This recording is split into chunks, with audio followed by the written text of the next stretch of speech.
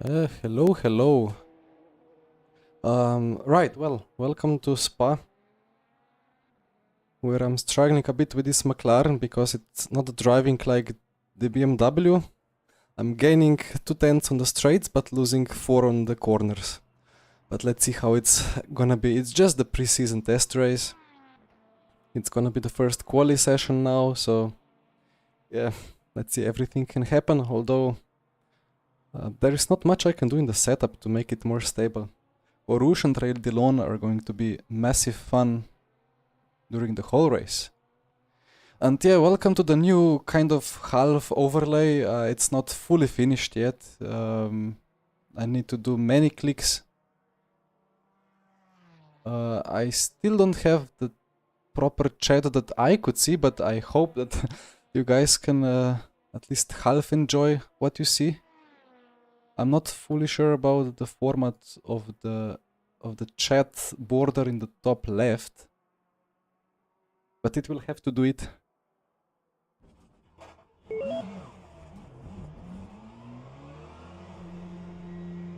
Yeah, we have 2 minutes and a half, and then we move into 20-minute quali session for the GTEs. And after that it's gonna be further 20 or 25 minutes so that the hypercars and LMP2s can finish their laps. And I think during that time I will try to maybe fix some overlay things, but yeah. Well, thank you Punkin, and hi Alex, hi Jesper.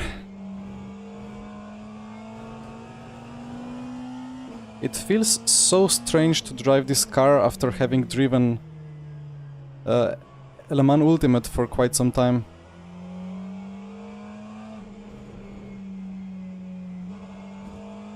In a way that the rear starts slipping and you can kind of survive it. It still dies eventually, but there is a bit of a window when the rear tires are just doing stuff very well, so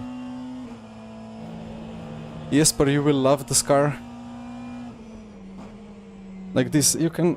well, now I have overdone it. It's so easy to overdo it, especially on Mclaren, which is very snappy.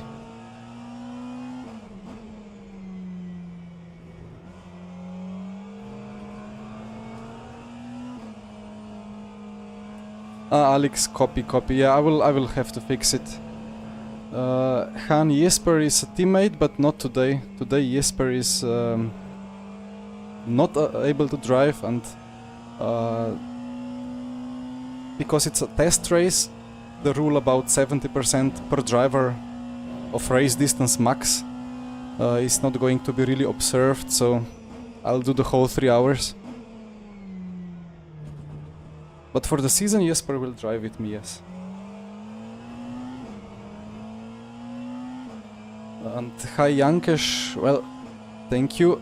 I hope it's fine. I hope it will work a bit better than before. Even though it was fine before, but it was not as clean as it could have been. Yeah, Jesper is wedding, but you're not wedding yourself, right? Yeah, and this is the Dillon experience that I will have through the whole race. It's barely flat out. Or usually in the race, it's not flat out, especially in slipstream.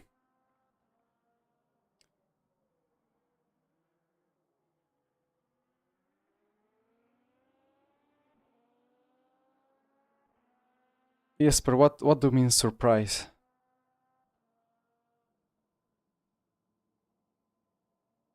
Good to hear, Jankesh. But yeah, again, further clicks need to be done. I have enabled that alert box, so it's possible to see the subscribers, but I still cannot see it myself, because if I open OBS with the preview, it's gonna kill my PC and reduce my frame rate a lot. Don't tell me it's night quali. Oh dear.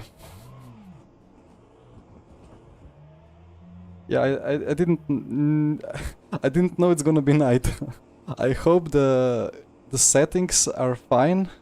I think the race is gonna be daylight? Is FFB on? I think it is.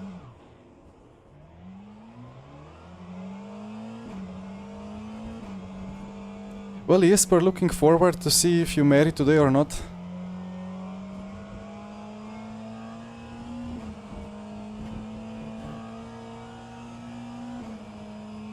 And let's see my FPS.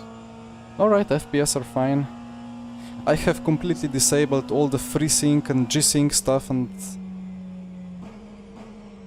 now I don't have that 137 fixed, but it's jumping between 100 and 300, which is not the best for the smoothness, but well, now I have 200 FPS. Still feels slightly stuttery. It's alright.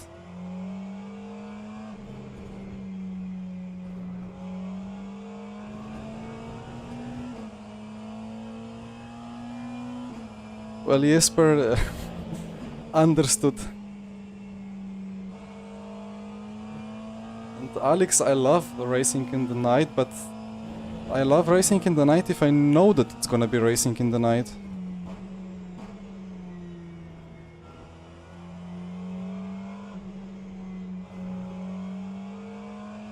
My brain and my GPU are not prepared for this.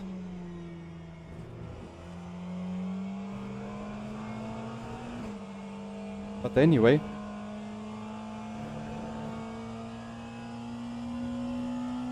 "20 minutes of quali." I think when the timer at the top reaches 35, we are allowed to finish our hot laps, and then we have to box. And we always have to finish the in lap after the quali lap. So let's see. Thank you, Ducat.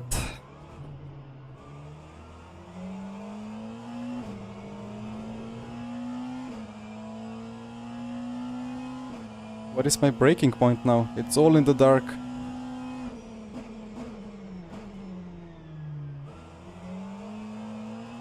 I missed it a little bit, but it's alright because the rotation was very nice.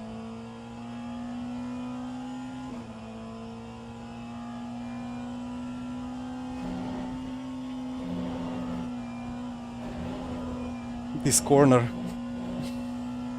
I clipped the apex curve a bit too much at the second apex.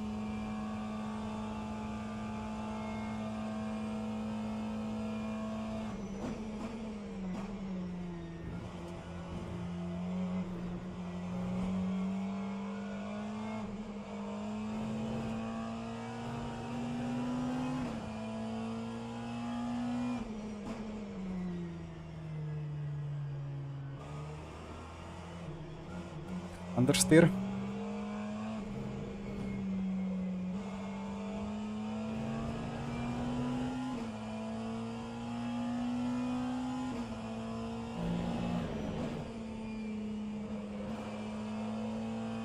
If I use the curb on the right side there, it just completely kills the rotation. So weird.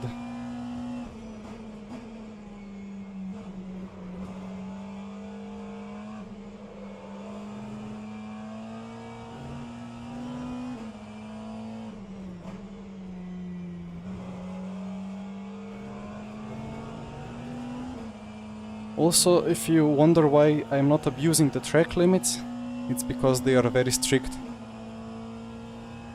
So, yeah, very easy to get a cut.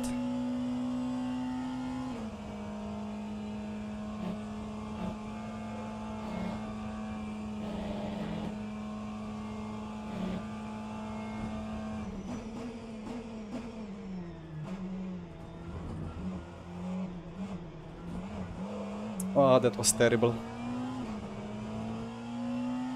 Well, maybe that's the only corner where track limits are not enforced. But it's not faster to hit the anti-cut anyway.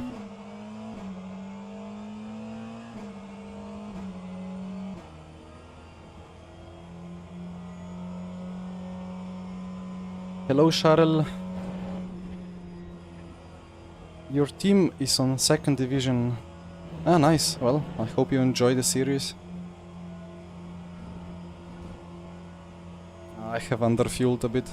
I expected the outlap to be slower, but now I have to coast too much.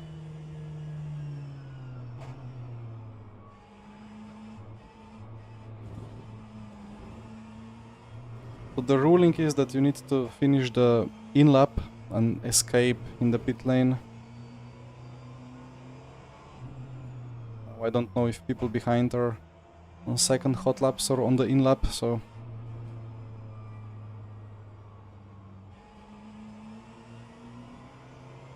Could get like 3 more attempts, I think. But it's quite competitive.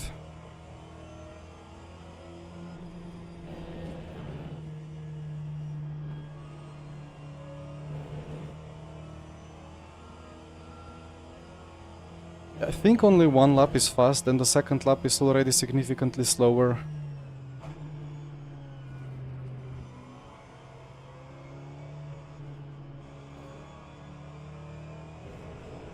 Well, depends on how much you push and how much you're like on the actual limit. Mitch in P1, of course. Yeah, that's one thing I fear about today, or about this whole season, is that the BMW is very fast, especially in the corners.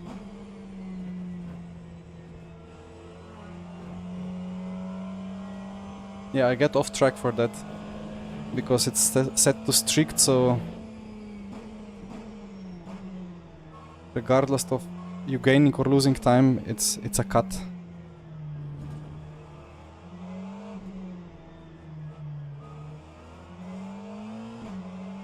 And there is still this bug where you get a cut warning.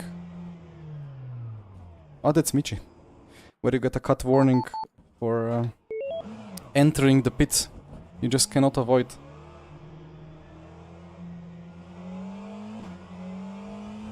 Good to have the pit box at the end of the garages.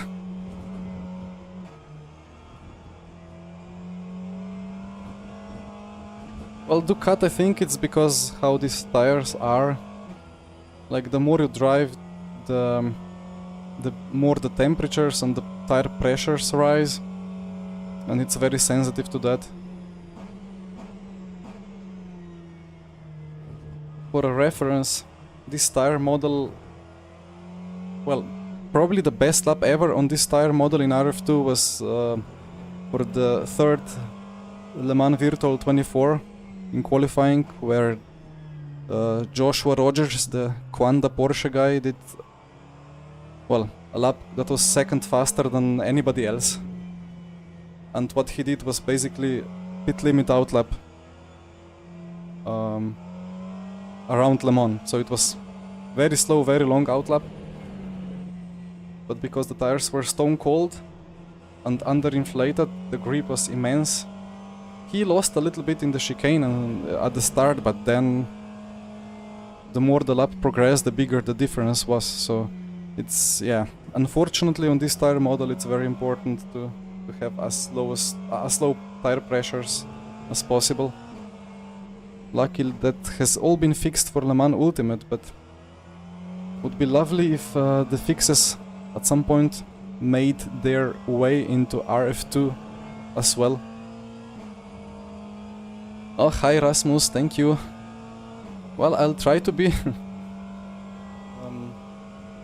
So Alex, well, I hope I can have this upcoming hot lap and 2 extra.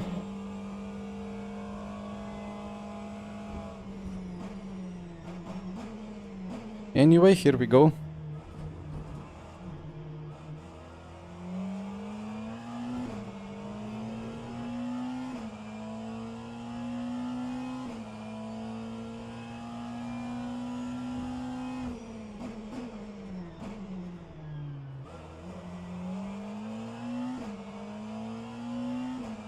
Even worse than in the first lap, but alright. Yeah, the delta is a bit weird with this tiny pedal plugin. so it jumps around a bit.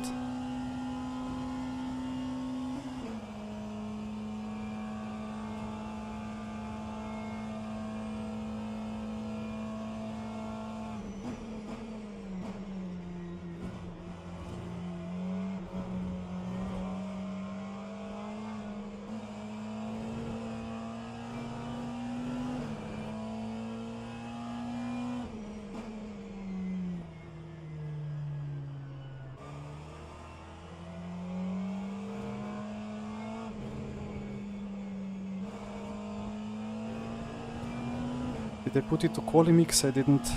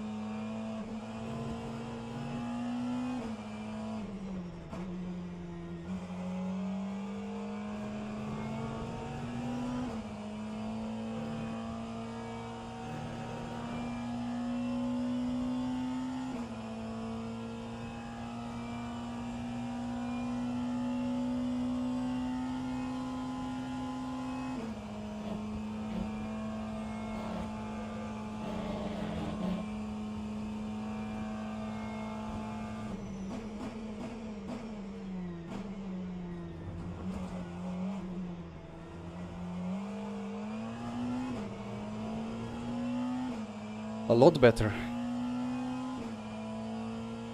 P2. Alright. I lost quite some time in the Fania and the Velo section.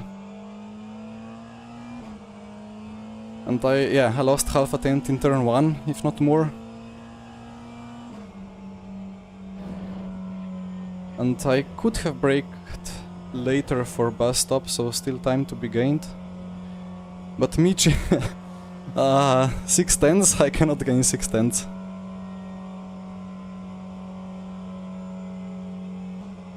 Michi with the 14.5. Yeah, the BMW is the most taken car. I think kind of half of the grid has taken GTE, so... But Jimmy, the admin, has made it obvious that he will look into BMW BOP. So I kind of hope that for the main season start the gap is going to be slightly lesser.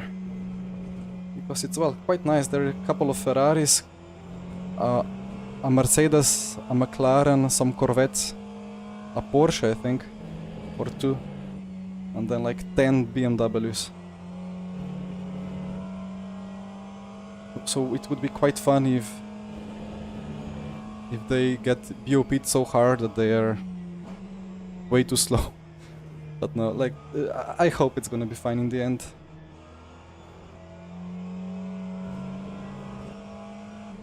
But again, I noticed that McLaren is really good in the braking. It's good in turn 1, it's good on the straights, but as soon as we reach sector 2, BMW feels like a higher class car. Can just carry so much more speed through the corners.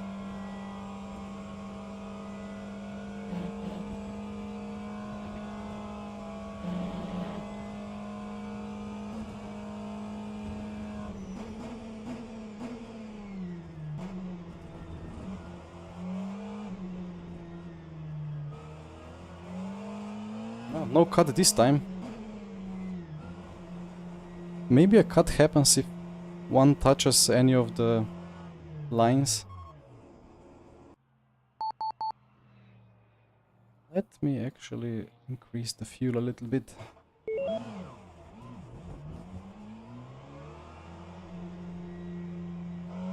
It's nice that I don't have to worry too much about leaking the setups, at least the fuel page, let's say, because, well, there is none other McLaren in the division.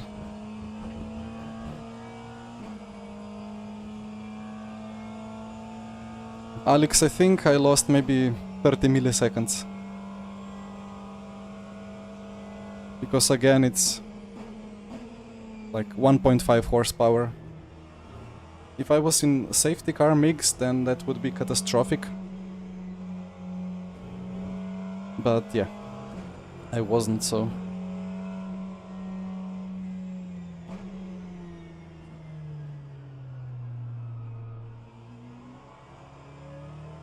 Yeah, BMW is, I think, as well very nice to drive. I think it kind of has a front wing effect to some extent. Not sure if it's actually like in the physics files that they've actually like added a virtual front wing or not, but it drives like that. And this McLaren then, it's quite tricky, like the front. It sometimes feels like a front wheel drive BTCC car. So you have to slide the rear into corner and then V-shape the exit, not too low to the front. But with BMW you can kind of drive more normally. So it's, yeah, maybe more enjoyable in some aspect.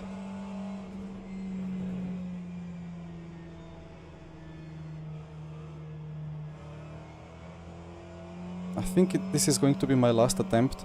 And then I have fuel for one more if I abort this. And yes, I'll put Qualimix. Thank you, Clem.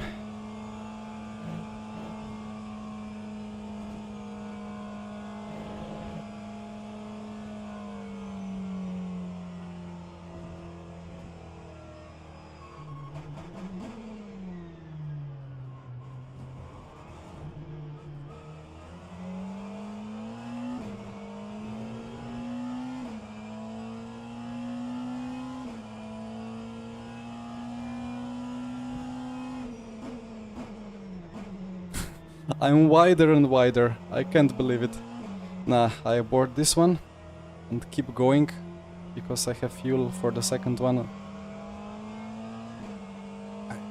I focused on my braking point and broke earlier, but I guess because it's night, it just looks so different and so tricky that I didn't really see.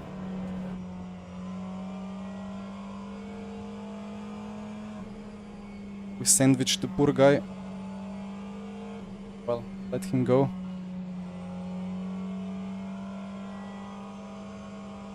Alright, Alex.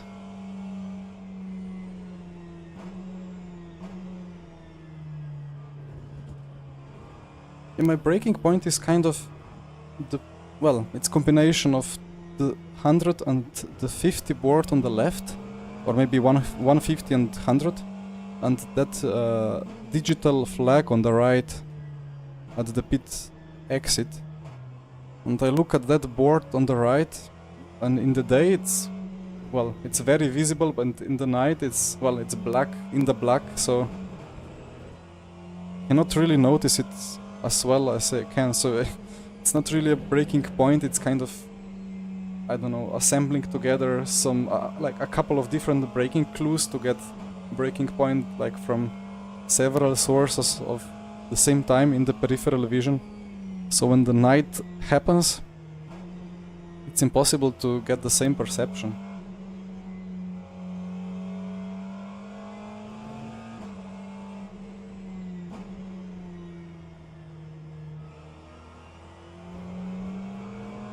Anyway, still P4 currently, I'm not too sad about that. P5, P6, okay, well, P6, I'm a little bit sad about P6. So let's hope I can improve a bit. Have to pick up the pace so that Mr. Malguera behind doesn't get blocked.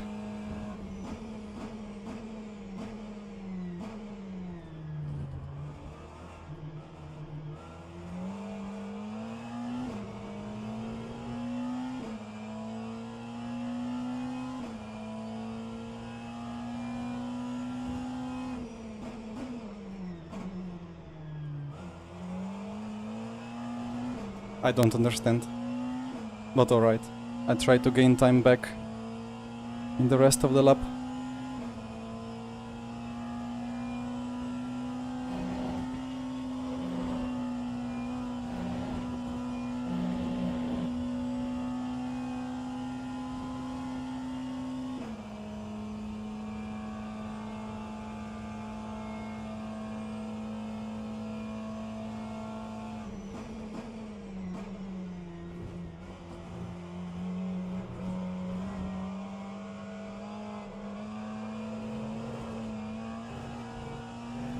all over the place.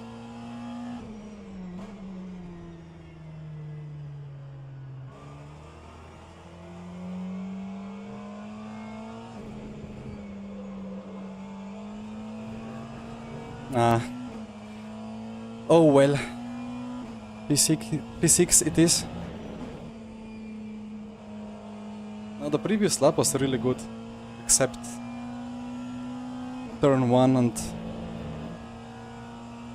a little bit in the end of sector 2, but would be hard to improve it, so practice the pit entry once more.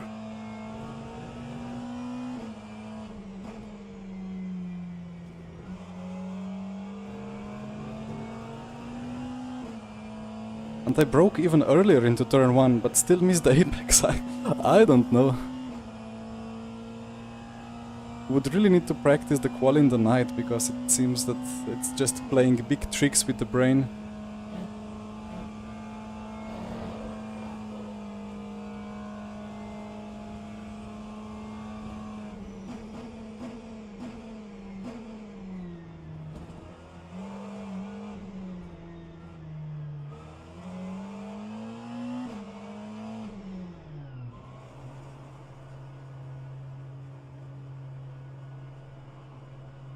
I think P4 with perfect lap would be possible. Realistically P5. 6/10. Insane. Let's load. So let's see the cars. BMW,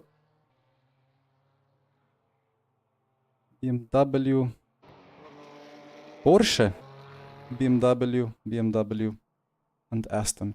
It's not that bad, I guess.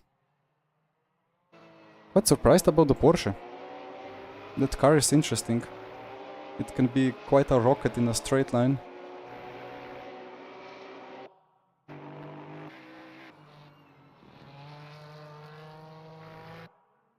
But slowly falling down the order.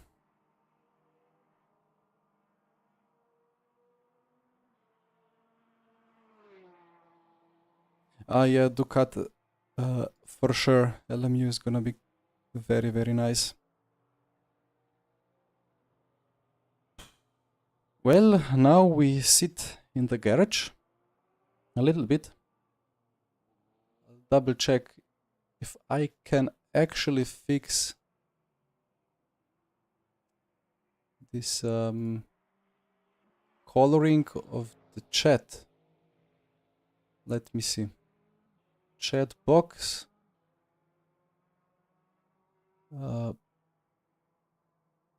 Text color, background.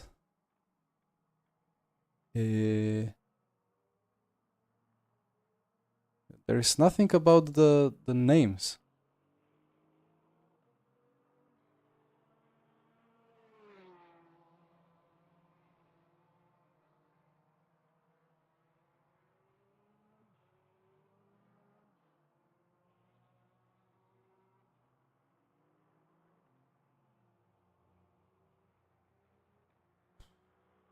I don't know. I will need to ask the guys to help me later.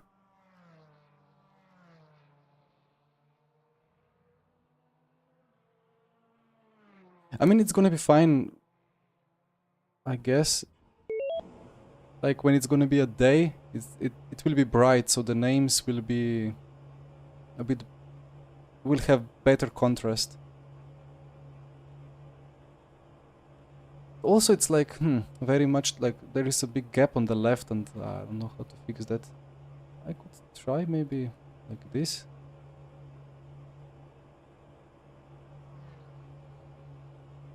Now it's falling out of the range. Shit.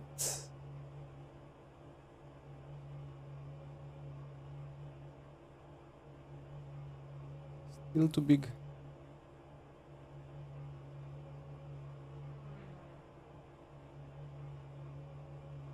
Almost there.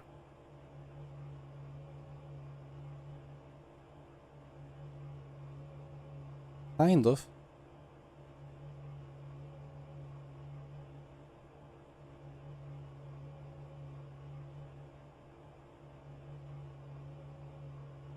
Yeah, I will look after the stream and try to figure out if there are some better solutions.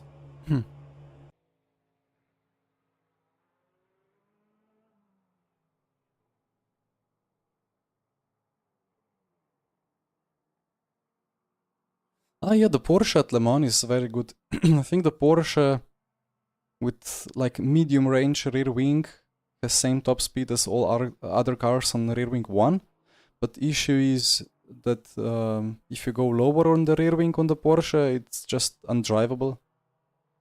But well, maybe for Le Mans on the Le Mans Aero, is there a specific Le Mans Aero in the GT's car in the GT3 cars? I don't think so, or maybe it is. But still, you can work around a little bit in the setup. I have fallen down to P10. Oof. So let's see. Ooh, so many cars within a couple of tenths, or like thousands even. A P5 should have been doable. If it was a day, I would be 0.5 or maybe 0.4. But top 3 is completely out of reach.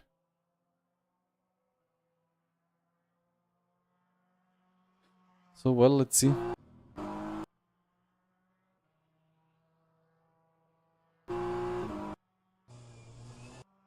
Maybe it's just the Mclaren.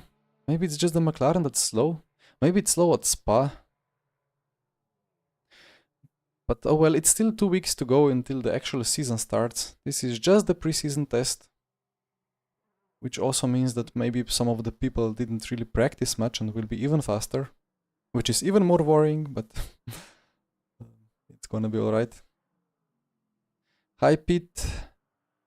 Right, yes. Ducat. Only GTs have LM Aero. Yeah, GT3s are just stock.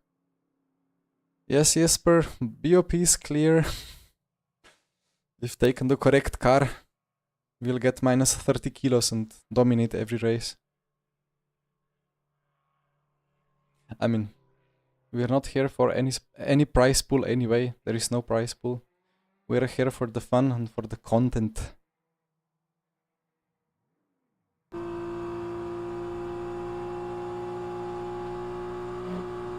Why are the cars still driving? Have I misread the rules or what?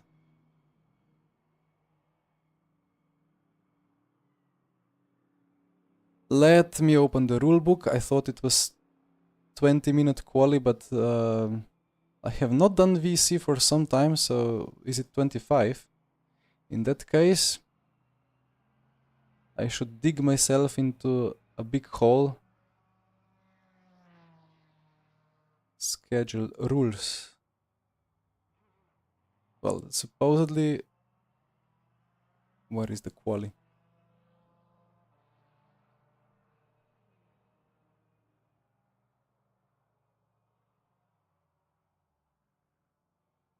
Well, I mean, I have put quali in the description of the... It says 20 minutes of quali, but people are still driving.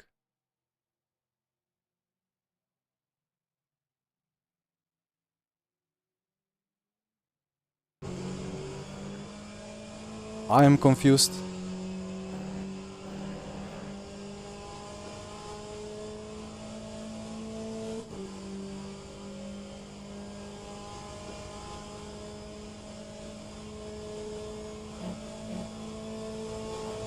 Yeah, this has already been 30 minutes of qualifying session now.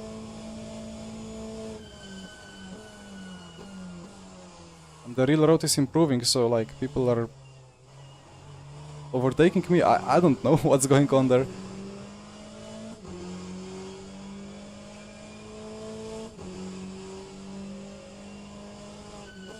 Yeah, 2 periods of 20 minutes. It started with 55. Was it 45? No, it was 55.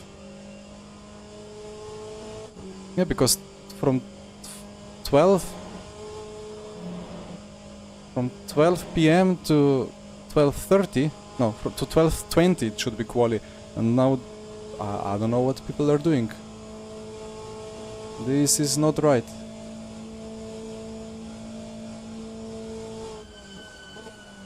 Well, Ducat, Jimmy should be on TeamSpeak, but he's not saying anything, and also he's not writing anything in the chat. In fact, Jimmy is in TeamSpeak. Yes. Yes, Sim Racing boys, BUP is very solid.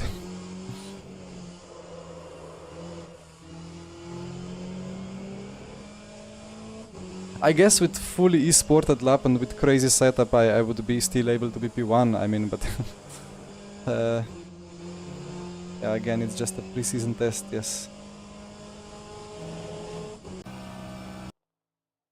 Yeah, like we are sitting here, and some are driving, and LMPs are not driving. Hypercars are not driving.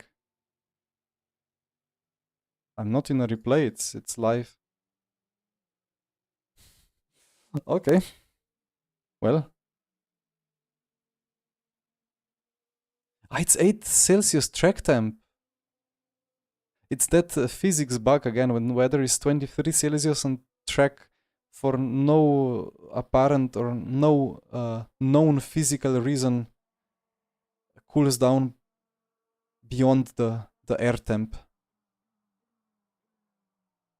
This explains some sleepiness.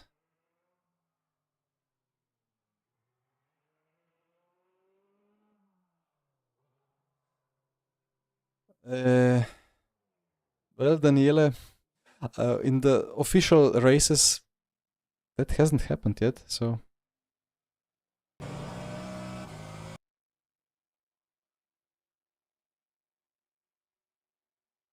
Yeah, maybe he had...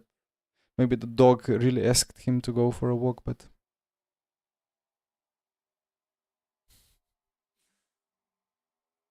Well, to be honest, that track temp bug is there even in LMU, and I think they don't think of it as a bug. They just don't realize that it's physically impossible to do this unless there is like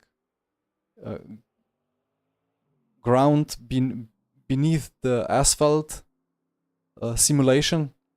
So like if ground is very cold, then track temp can be colder than air temp, but I don't think they are going to those depths of simulation, so yeah. I mean, I have to take a 5-minute break, and I would put my onboard onto some car, but I really don't know what's going on there.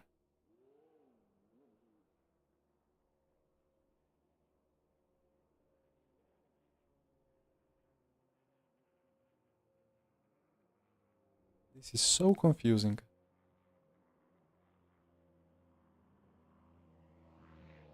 Oh, we have a hypercar. Yeah, because it's 20 minutes to go. With 20 minutes, it's green. I think Jimmy just put it to 55 minutes by mistake instead of 45.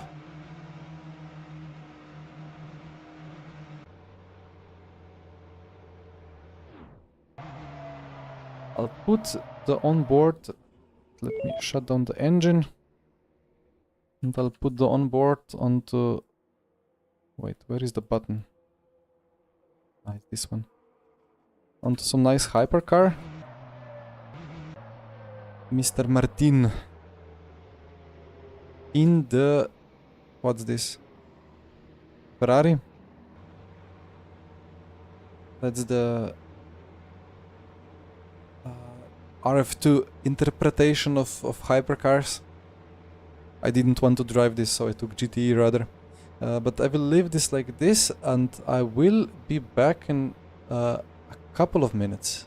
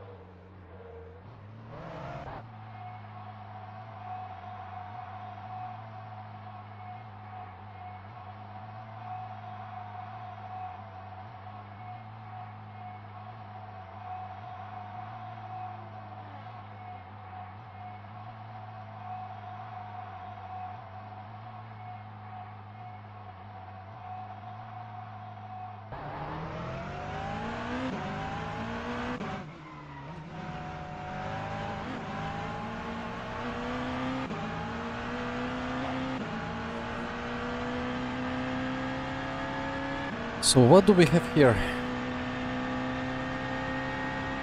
This doesn't sound anything like the Ferrari in LMU.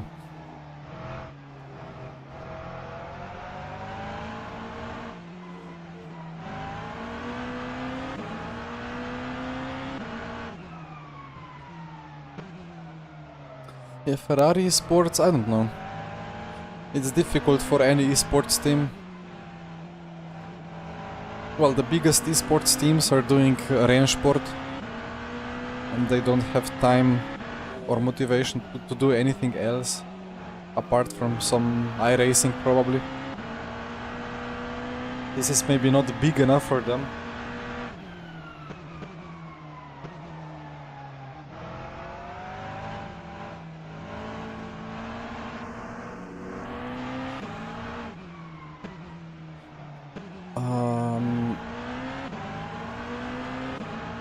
Hi Edward. Ah, nice. Well, enjoy that commentary on the karting. Sergio, go on board Pan Corse. What exactly does that mean? Is that a team?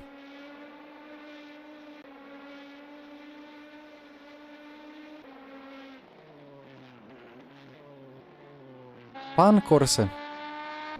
We have Luca D'Amelio starting his lap. Nice esports over rotation. Oh no, that's not esports anymore.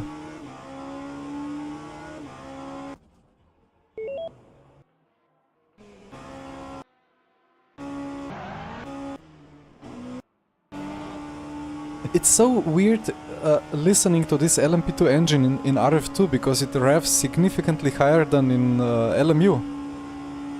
In LMU you have to shift, I don't know, can I see the RPM? I cannot see the RPM. Oh, he's throwing it around like crazy. Yeah, because for the first 1 or 2 months in LMU when I was driving the LMP2, I was all the time bouncing off the limiter. Because the RPM limit is just so much sooner than what I'm used to from RF2. Oh, Joao, nice. Yeah, I messed up the quali a bit, or maybe I messed up the car choice a little bit, but let's see. G29, well, is G29 a sufficient excuse for throwing it around too much? Although it's not such a huge lap time loss in RF2 as it would have been in LMU. Alex, how did the quali go? I did better quali. I think I'm P10. Well, according to the graphics, I am the P10 out of 20, so I should have been P5.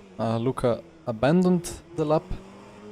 I could have been P5 with a clean lap, but well, it's night and I've not done a night lap before, so it confused me.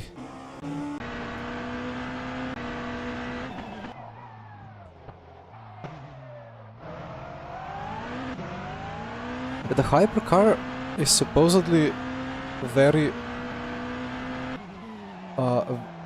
difficult to drive in low speed. Probably it's extremely heavy. And as far as I saw, GT3s are even doing faster apex speeds in low speed corners. So that's gonna be interesting. But looking at how this needs to be driven, oof, they are fully launching the front into the corners, and the rear steps out a bit but survives. I'm very happy that I didn't choose the hypercar here, and very happy that there is LMU that simulates the tires a lot better than this. Although about tires, well, the run-through Rouge and Redillon is very, very difficult. Basically, only flat out if you're really, really brave. And it's been exactly like that in real life as well. When I was there on that grandstand at the top of Rouge for the 24-hour of Spa, and also watching all the support events, they were all struggling a lot to make that flat out, or well, nobody was doing it flat out, they were all lifting.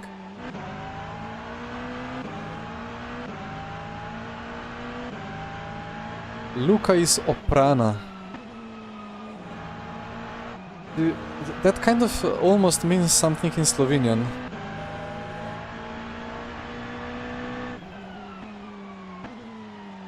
That makes me think you went to Google Translate and tried to write Luka is washed.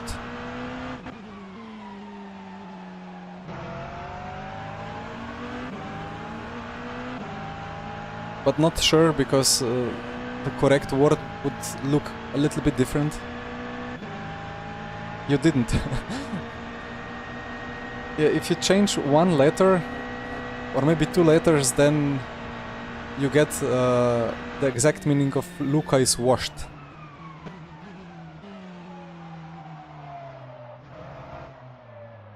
So let's see, this is gonna be a quali lap now, or a hot lap.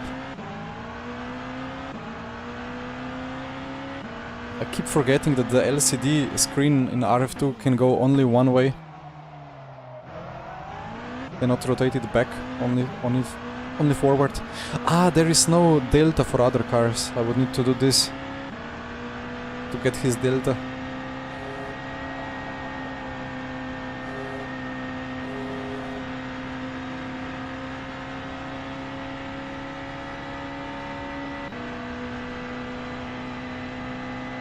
That radar is broken.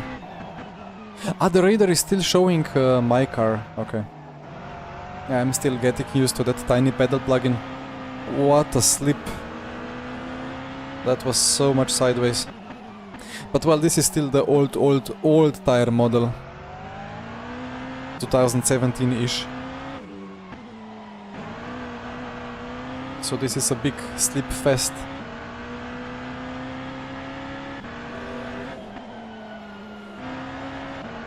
Wow. The grip on the rears.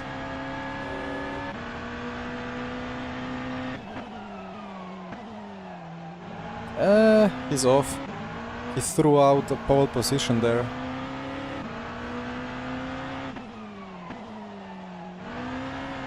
Oi, oi, oi, oi, oi, oi, oi. He had pole position delta. He could have done it.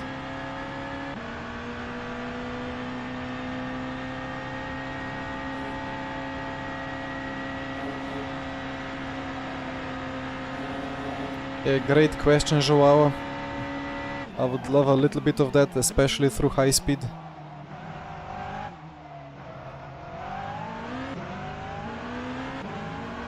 But this guy is fast, like the delta, like, I don't know. If this delta is correct, it looks like he can go half a second quicker. Oof. Big snap. Daniela, it's a custom one, but it's based on what is available, right? The base construction is still the old one.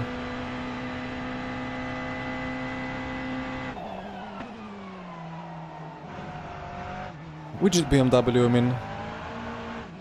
Is there a BMW hypercar in the mod? Yeah, exactly, Sergio. And supposedly it's not really that huge of a change, like just some lines of code that would need to be added. To me it sounds like a 5-minute job, but yeah.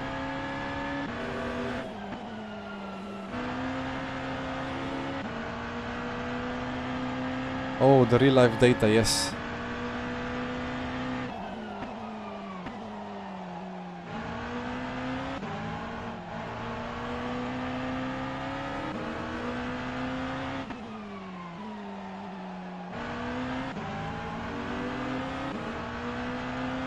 This lap has been much better, but look at the delta. The second lap is just slower.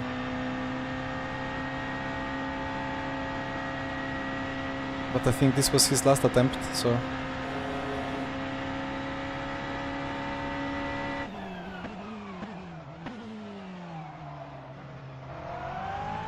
Yeah, he's abandoned it. Do we have anybody improving? Remy P1.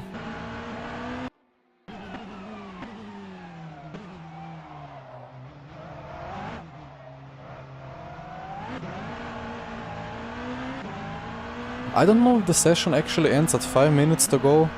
I think it supposedly ends with 5 minutes to go and then you can complete the lap and then you have to box, but again, Jimmy's not here. So people just keep driving. Maybe I should go out and do a lap again.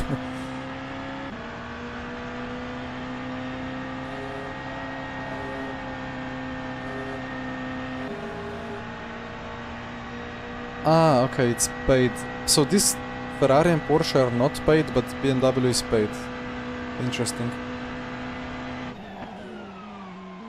But you can have as much real data as you want, but if you don't spend a couple of months trying to fix every single parameter that's fixable in this game, then it will be difficult to produce something that doesn't drift like crazy.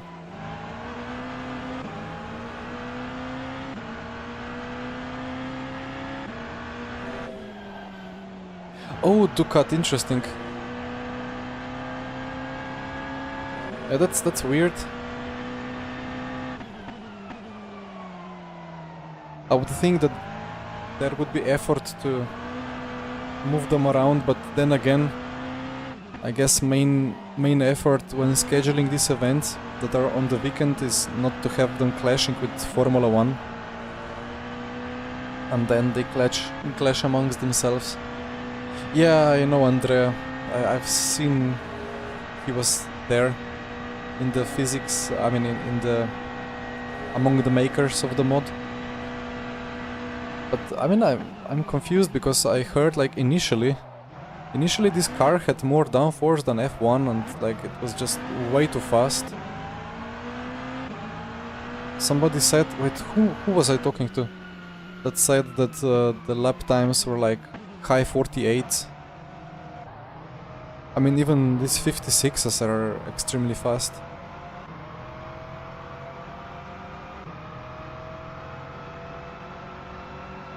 Well, anyway, should be it for quali. This is a cut. If this is not a cut, then I'm getting worse cuts on GTEs.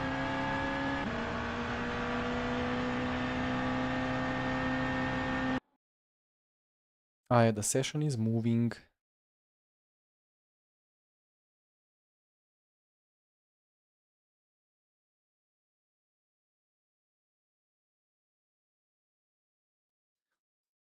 Well, I mean, Ducat, that just shows that RF2 is still very much alive, right?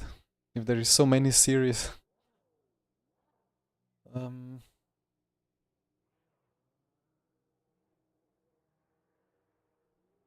So I assume what would normally happen now is that there would be automatic messaging that stay in the pits, don't exit on the track. But Jimmy is not here? Or what? So... It's my FFB. Yeah, I think now the chat has a different issue. Now the issue is that the text is white and the names are fine.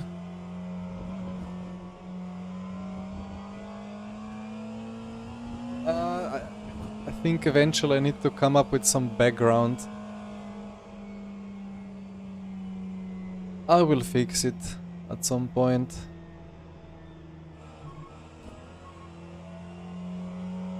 Ah, yeah, okay. Well, thank you, Joao. Good luck to you as well. And yeah, leaks on LMU. That will be quite something.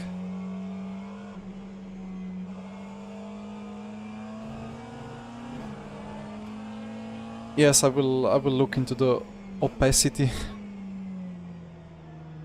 No, what's the word? What's the correct pronunciation? Opacity. There are some words that I've never like learned in the English classes or like never heard spoken. I've just read about it. So then I see a word and I have no idea how to pronounce it. Opacity.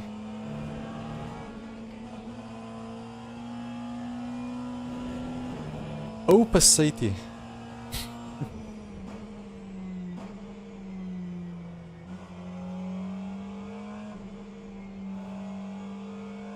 This race is going to be very interesting strategy-wise, because there is a couple of things one can do. And then some cars are better on fuel, some are worse on fuel. Let's see what happens.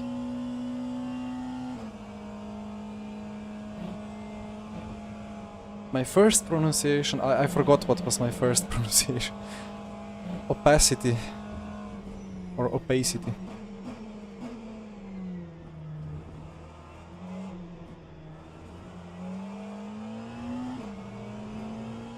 Ah, opacity. Okay. Thank you.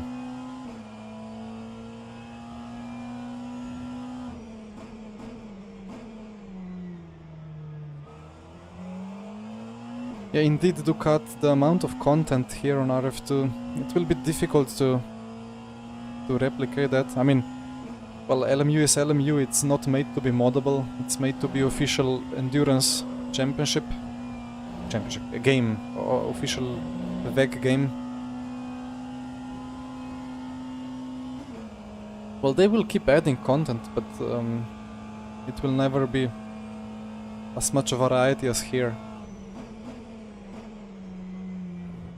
Then let's see if they want to keep RF2 alive, they will just quickly copy-paste some of the features into RF2 and keep it even more alive, but if they don't want, then yeah, let's see.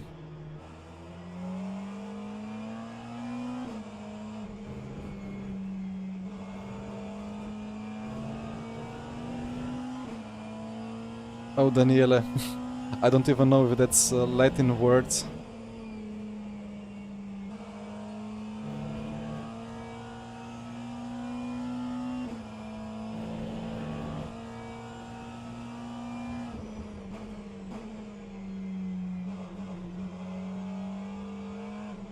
Yeah, IMSA would be for sure a big one. And some historic content, which they teased about kind of in that questionnaire from a week ago. Phonetics, yes. Maybe we spent half an hour of one well, class in high school on that.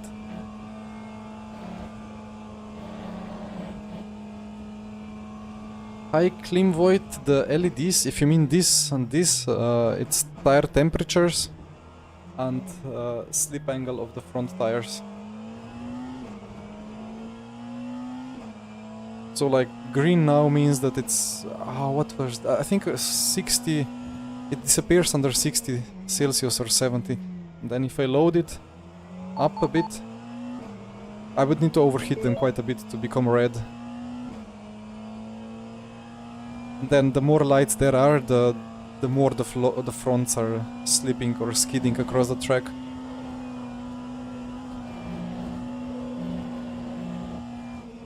Okay. CLK, oh yes. Well, I would actually most prefer if we could have like the 50s Le Mans. And the cars, couple of cars from that era. That would be very interesting to see how they would implement that within LMU. Okay, so here we are. 3 hours of Spa. Let's see how long I survive.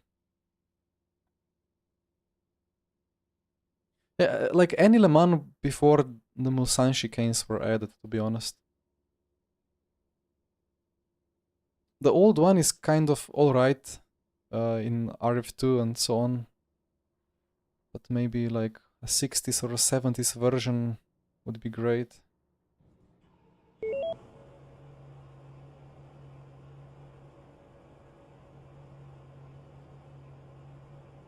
Speed limiter on.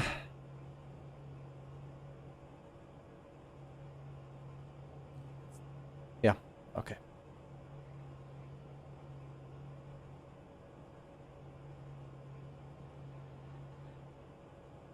Alex, I'm aiming to win, of course. But realistically, I don't know. I mean, it's just a test race, so it's not that important. But still, getting as close to Michi on the podium would be nice.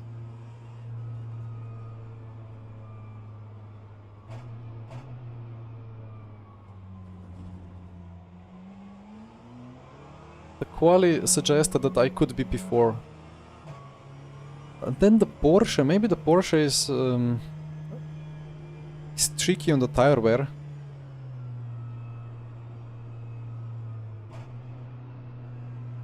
Because there is a Porsche in P3, so I'm thinking if he's gonna drop off or not.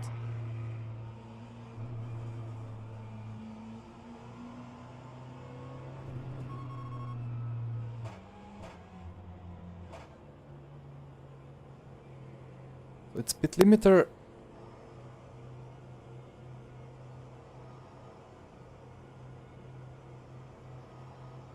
Yeah, I don't know about the fuel. It's the race is gonna be I think 77 laps, and that means 25, 26, 26 stints. And I can do 24 lap stint. For 2-lap extension it would have to be quite a big one. Honestly, I have not practiced how much slower I get, so I'll just adjust myself on the go. Yeah, Daniel, I'm aiming to crash at Raidillon.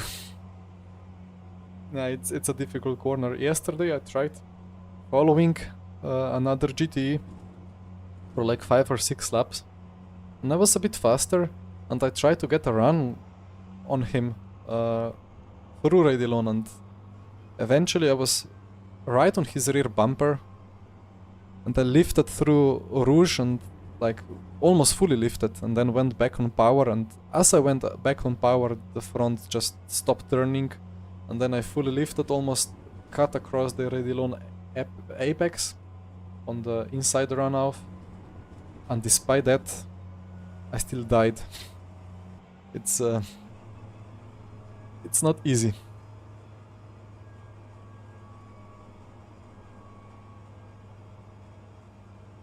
And how's the 720S on tires? Great question. I think it could be quite good. When I was testing it, well, more than a year ago for RF2 GT Challenge, well, on that default setup it was destroying the rears, but the front basically didn't have any wear. So on average the wear was quite good, and now I have obviously worked on that and kind of balanced the front to rear wear. And I hope that I will be fast towards the end of the stints.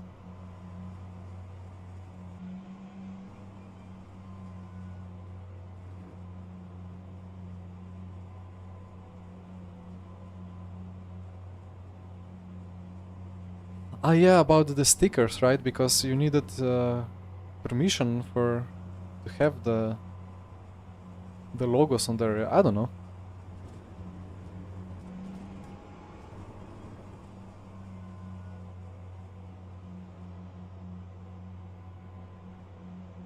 I don't know how good of a lap Michi pulled, and I think it could be easier to get a great lap with the BMW, because it's maybe slightly easier to drive on the limit,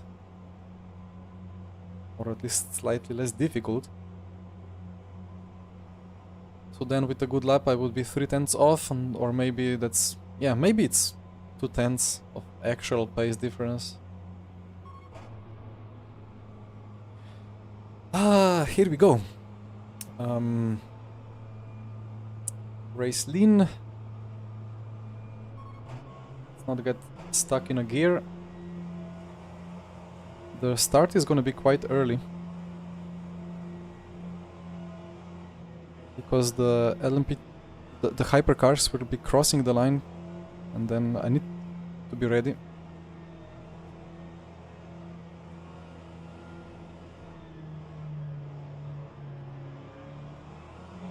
There we go.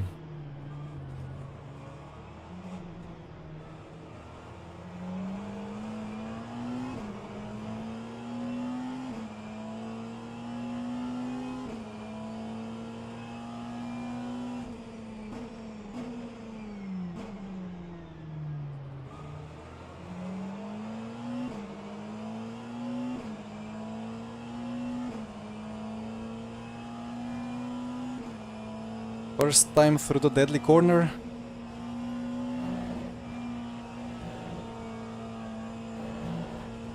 I had to lift.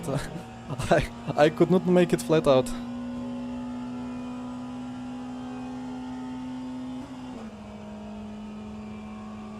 And that bounce on the revs is just sound running out of the sample. It's not actual rev limiter in the 5th gear.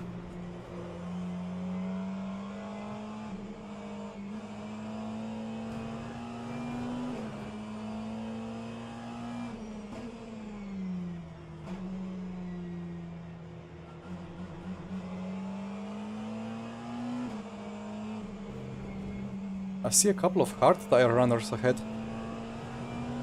Like BB is medium, CC is hard.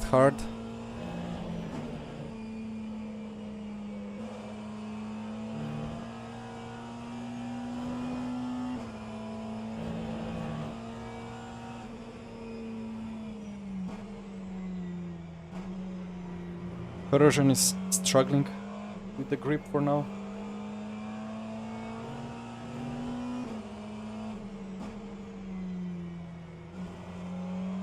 He's still fast though.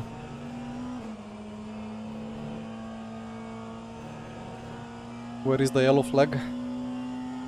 Oh, already a car off. Unlucky.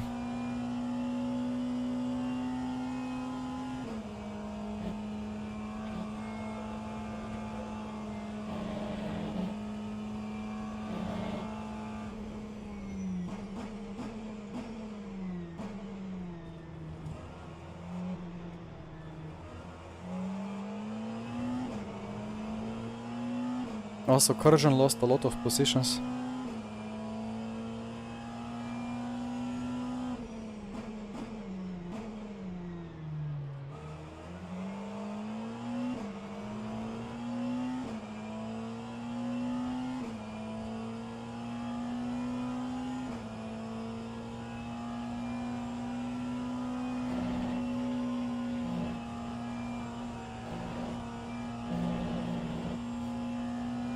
I get a better acceleration, but through Eau Rouge I have no chance against the Corvette. Car starts to be light and so on, and I just need to lift.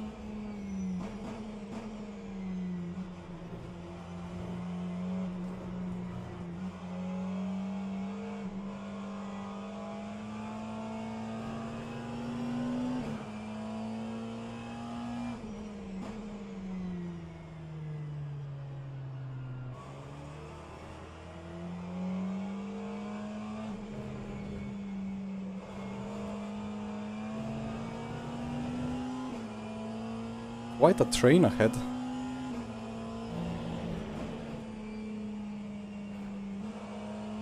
Is that all the way to Michi?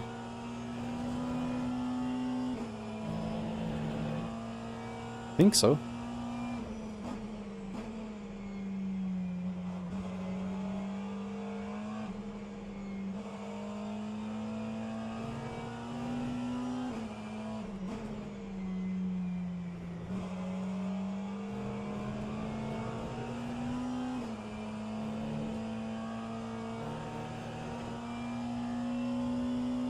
How much track limits I have?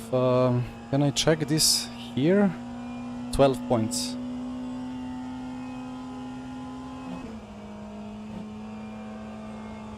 For 3 hours. Quite a lot.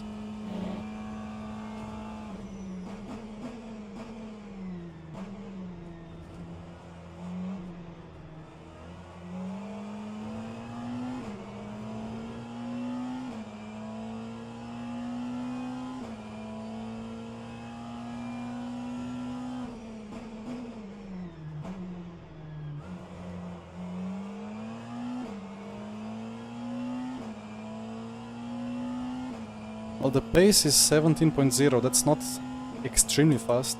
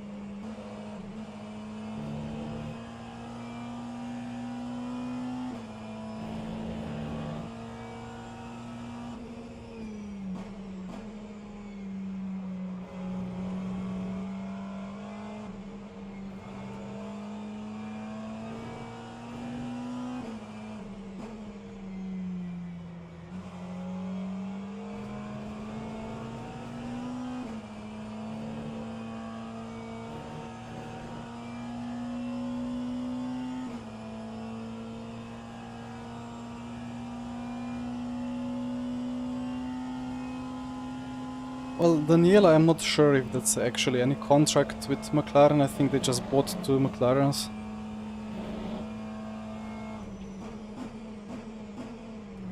They run the Porsche GT4s in the US.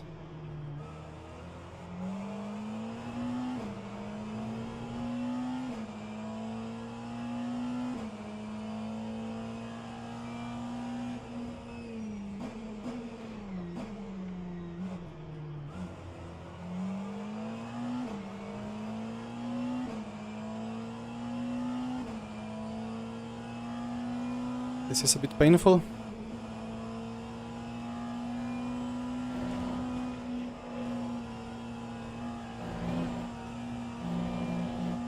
So unstable.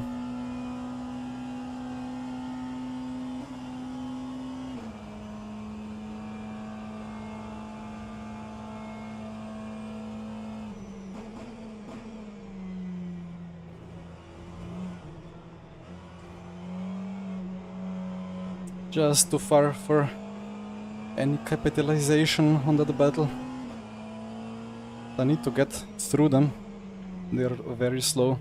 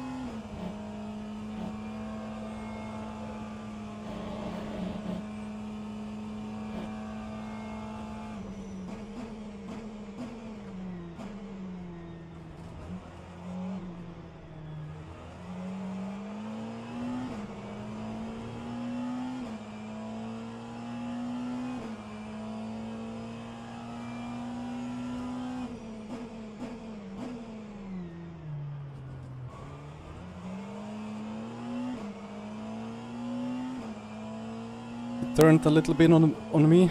Maybe I understeered a bit at the apex, but I think that's fine.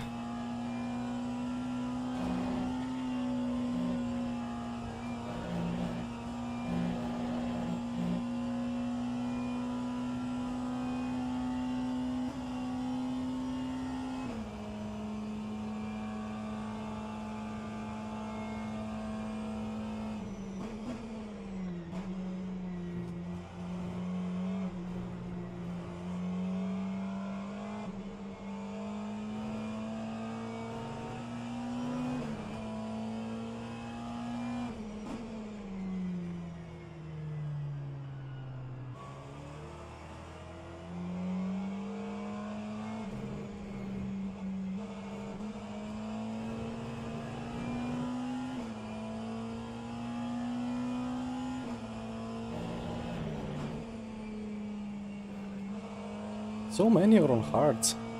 I hope they are just destroying the tires, so they are forced to use the hards.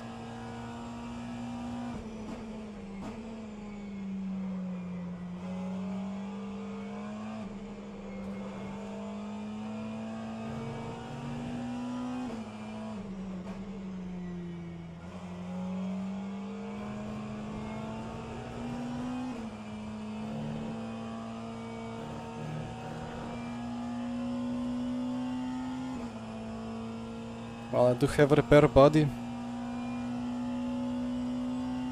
Come on.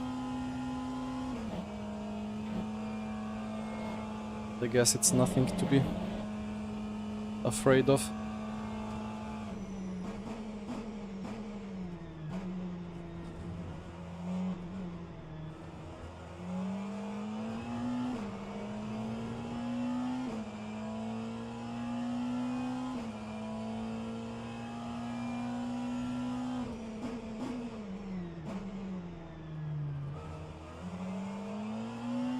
And the Mclaren is so good in the first corner. Can brake so late, can rotate so well.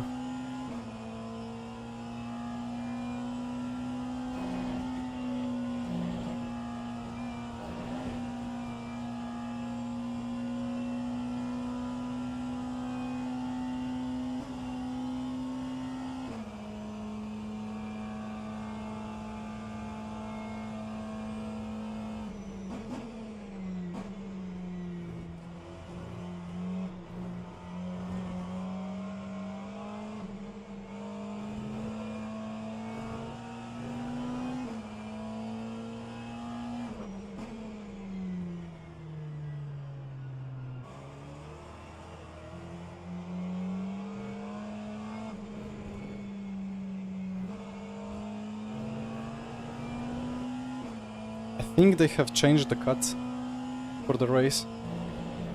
More lenient.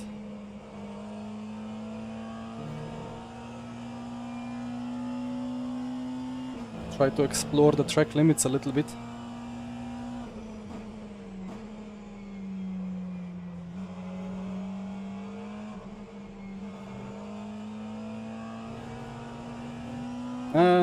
Still a cut.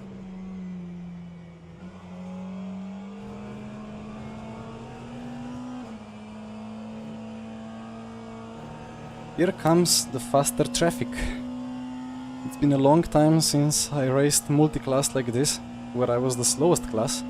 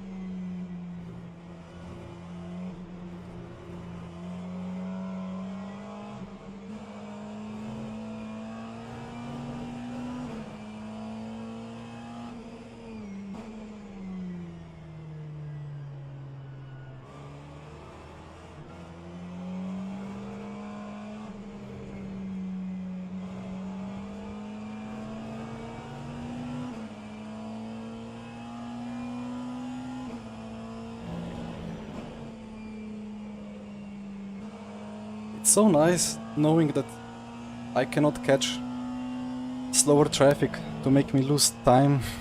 I'm just costing them time.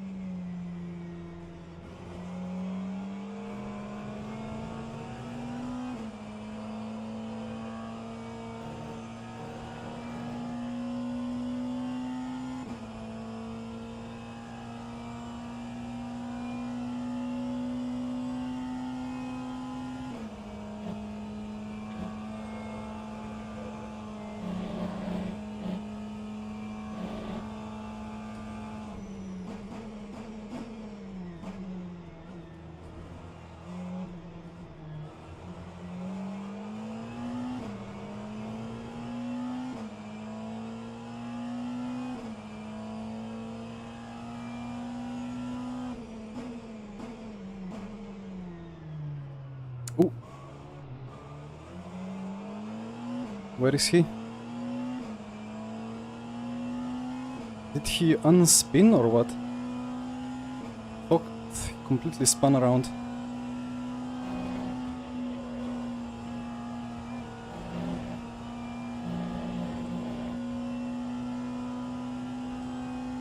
I was too cautious.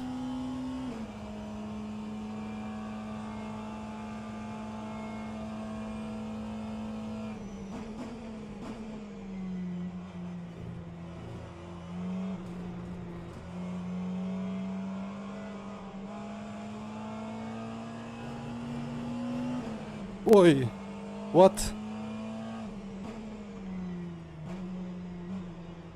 Is that one of those track limit things?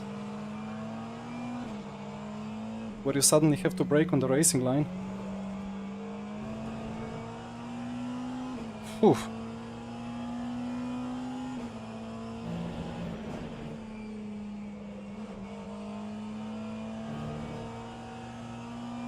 Was not the nicest, but I gained the position, so that's fine.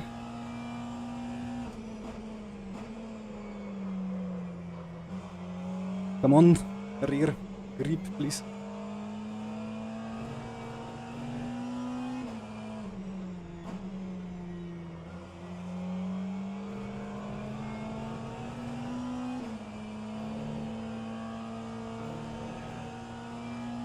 Oof. Well, P7.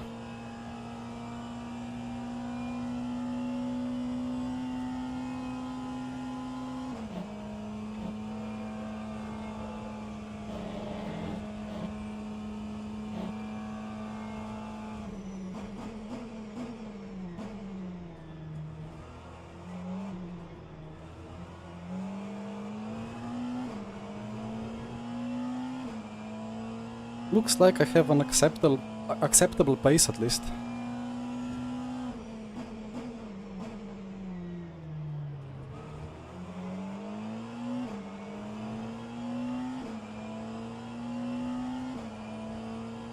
Here comes the LMP2s.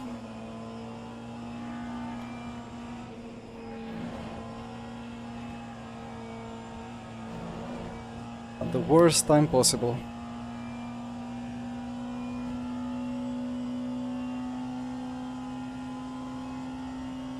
So I can still moan about the higher class cars, right?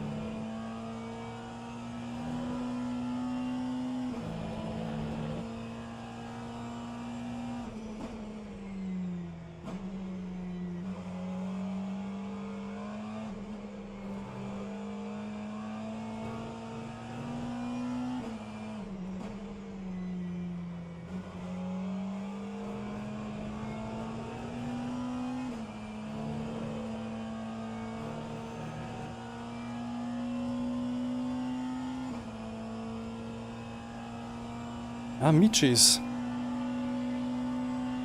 not P1 anymore. Maybe Michi is fuel saving on the top 2 or top 3 or not.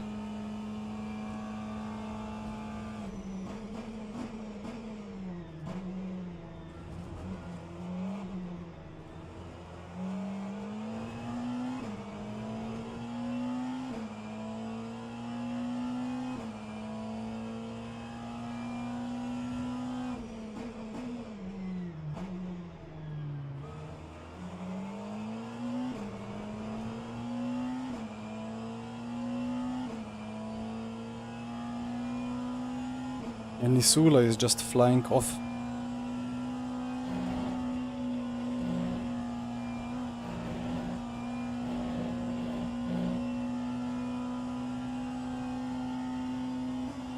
Michi's tires are cooked already. Well, that rings a bell.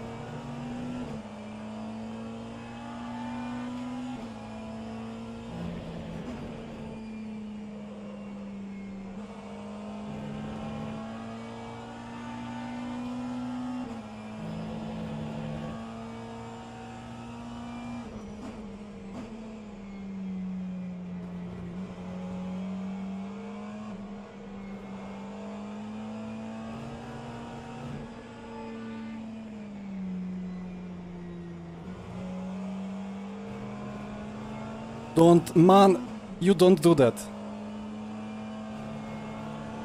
Stick half a meter of your nose in. Yeah, you deserve a flash.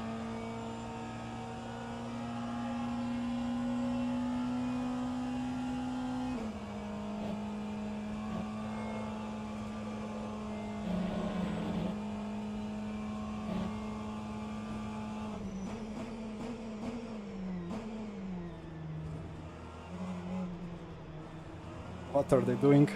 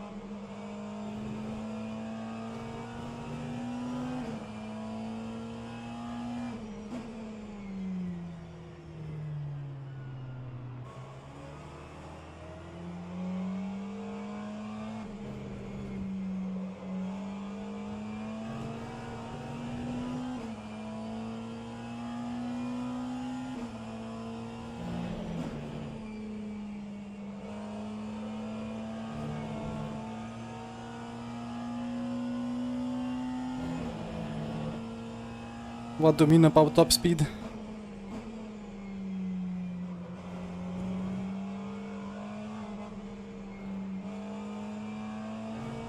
Oh, there was something in the notifications about top speed, but I have not managed to fix it yet, so I cannot see.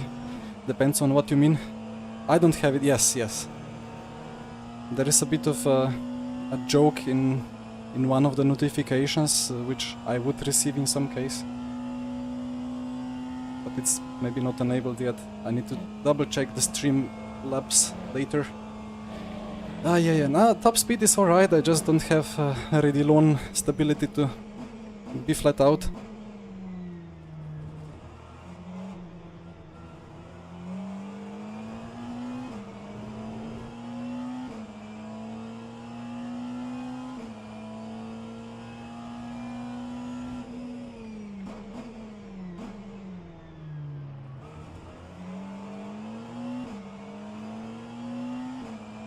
I can stay so close here, but it's all for nothing. As I need to lift through the compression.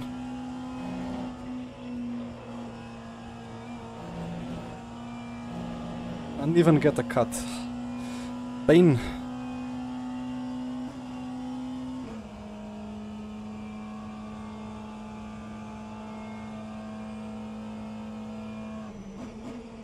It is a little bit because of dirty areas, but even in clean air, the Mclaren is not the most stable car in high-speed corners.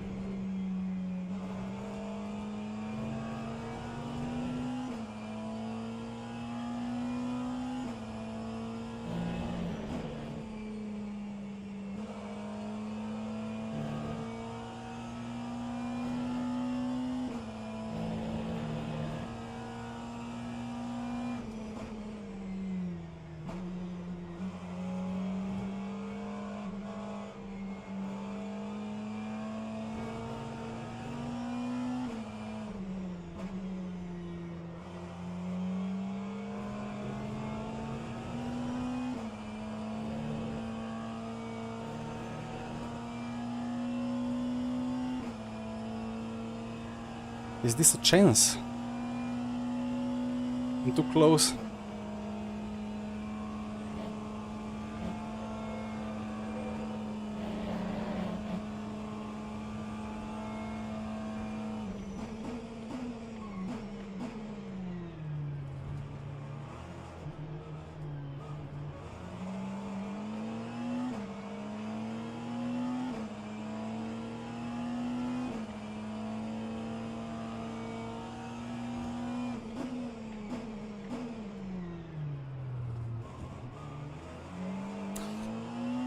Should have gone through the outside or maybe try a switchback.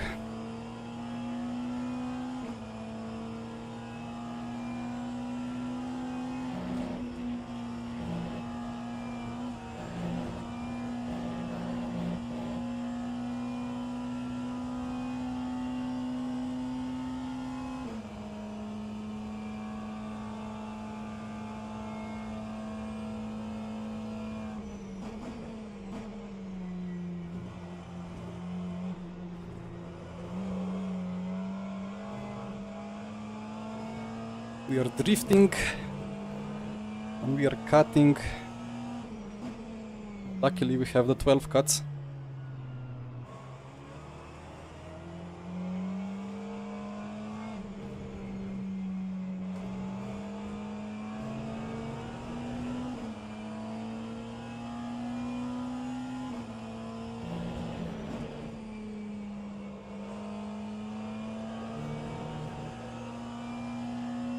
I am not sure if I want to risk cut points, I don't know. Feels like I can have a realistic go into bus stop.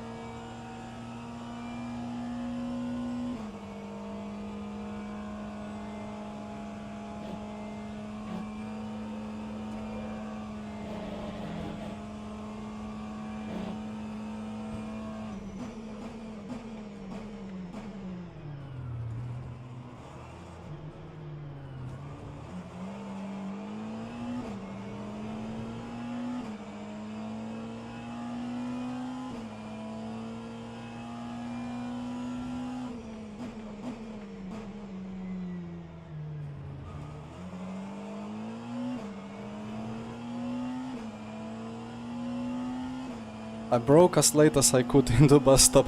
Was very close to contact.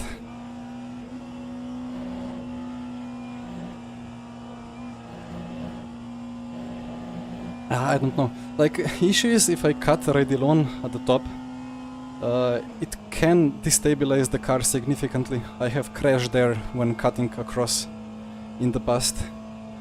Well, in the practice.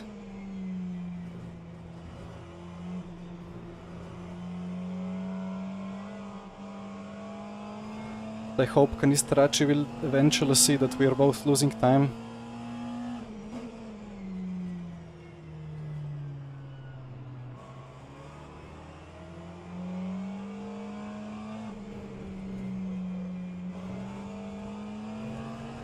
Another cut? Yeah.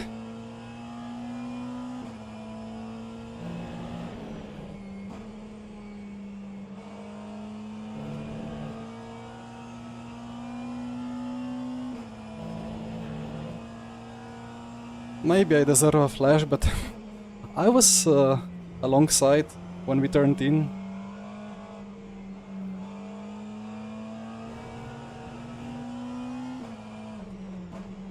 Okay, enough of cutting. I think it was a legit move, like the dive. I was close enough, and I'm a lot better on the brakes, I think. And there was no contact. The switch back out of bus stop is tricky.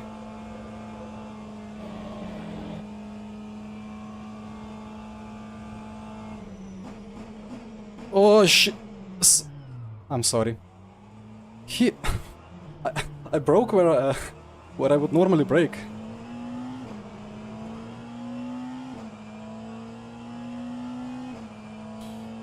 That was scary. I didn't don't brake myself. He was just so early on the brakes. Okay, well, copy. We learn.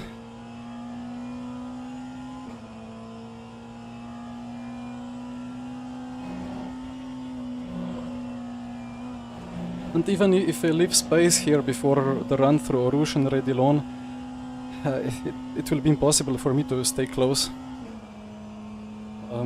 Cannot get a run on him because, well, I just have to lift more.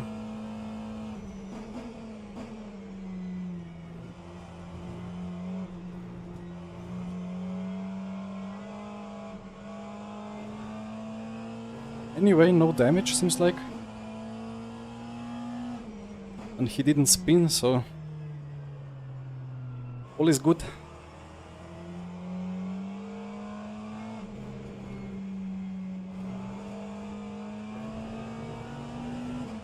Yeah, it's single stinting.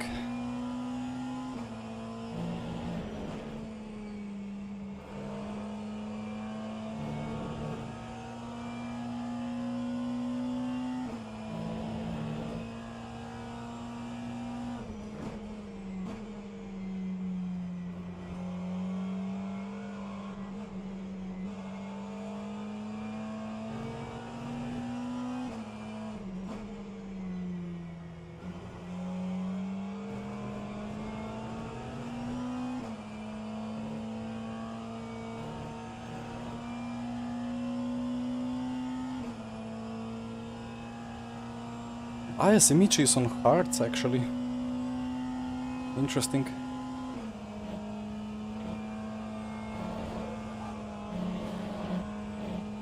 Bad curb.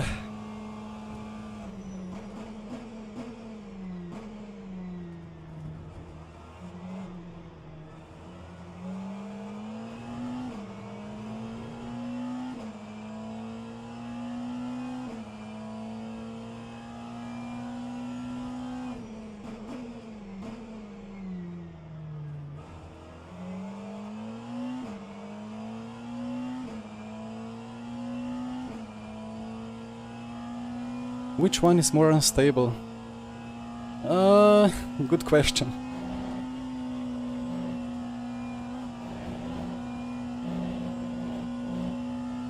The Bahrain one was more unstable for sure, to be honest. This is quite stable, apart from high-speed corners.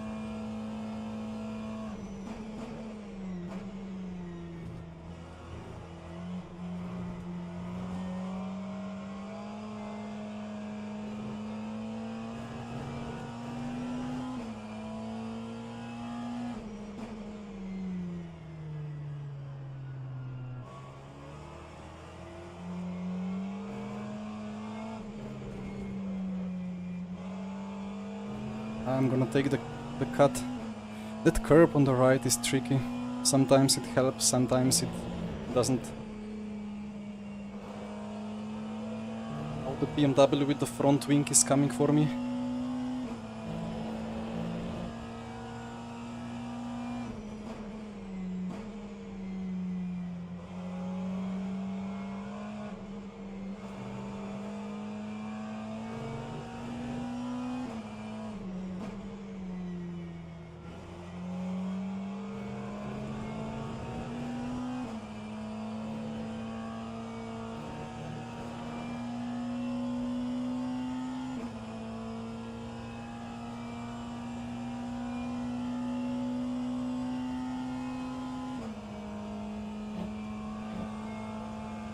Did I forget to put somewhere an item that shows completed laps?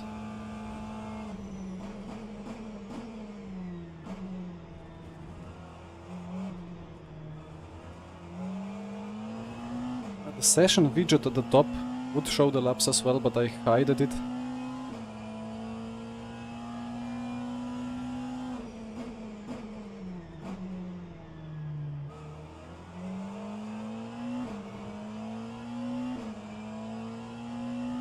I guess this one shows it like 16 out of 23.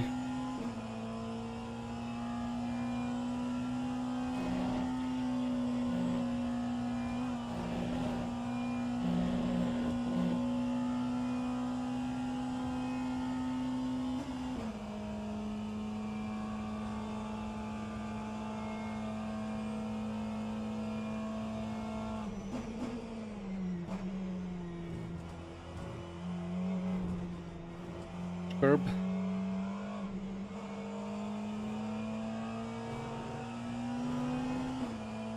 LMU messes with my brain because in some corners I can use more track here than in LMU, and in the other corners LMU is less strict than this. Also some curbs are different, of course.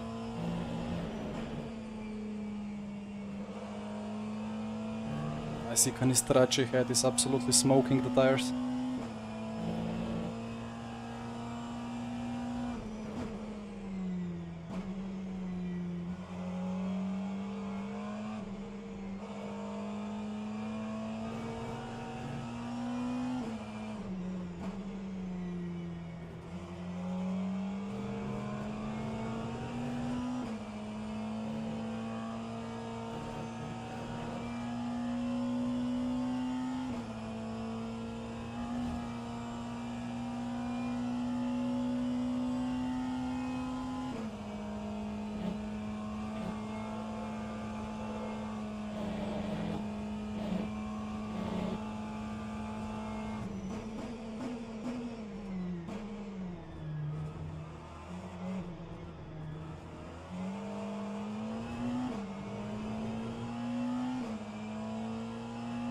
Closing in on Canistraci and also on the cars ahead.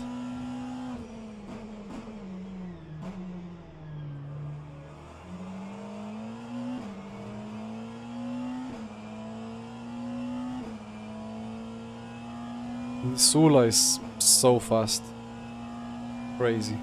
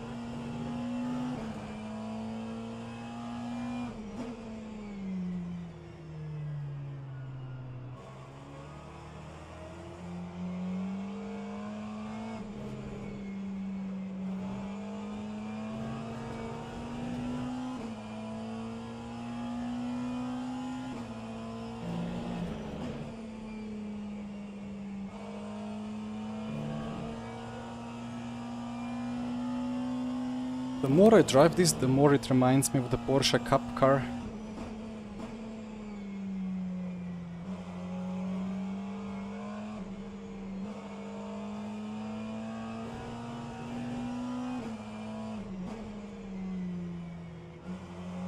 Actually, this drives like the Porsche Cup car should drive. And the Porsche Cup car itself slides way too much.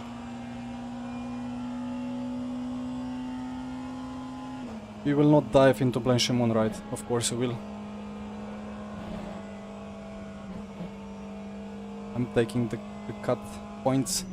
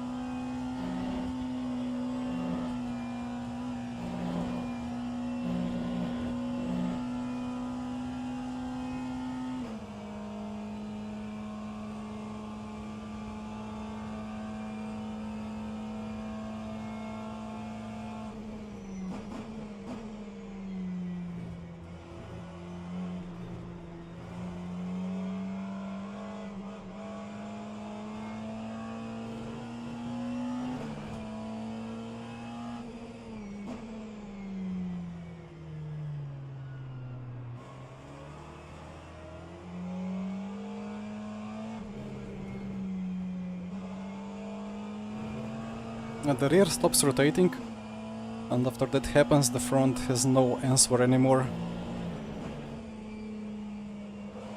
Just as if there was no front downforce at all on the car.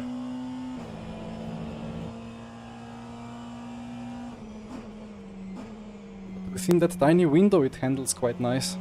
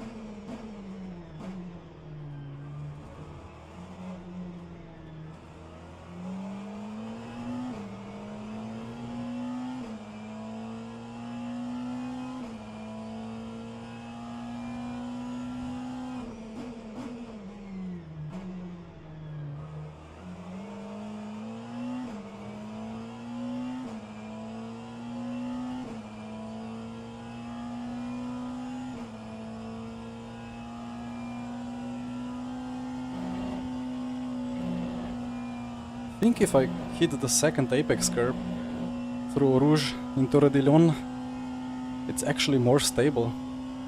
Quite surprising. Hypercars coming.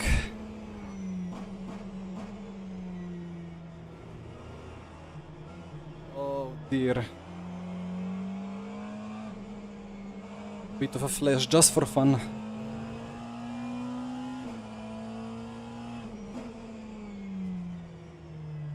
We are absolutely diving. The poor GT3s.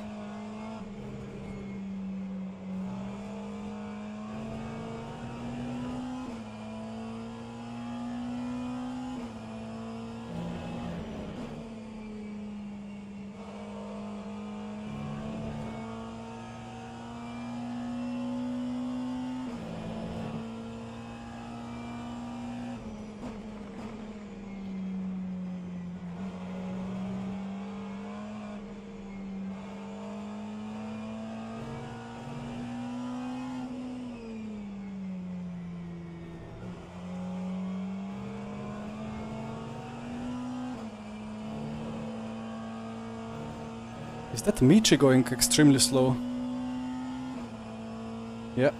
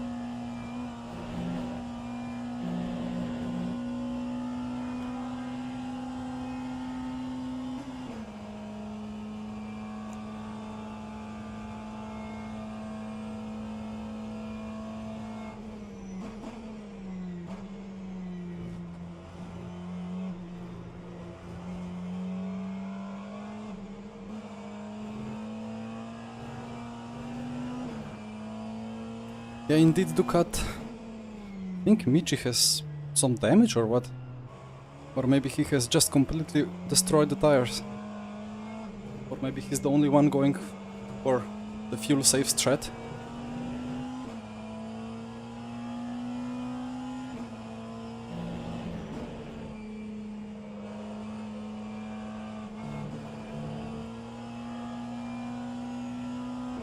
Front tires don't want to front anymore.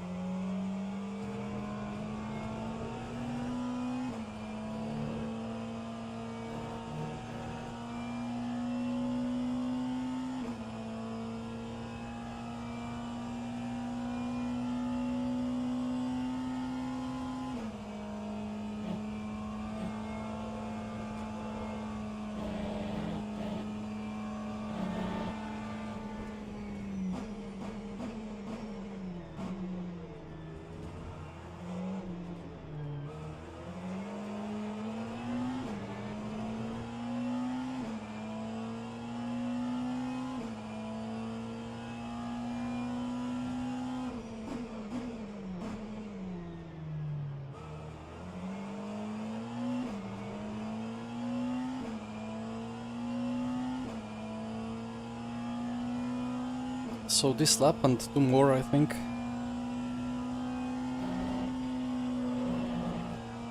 If I don't win it.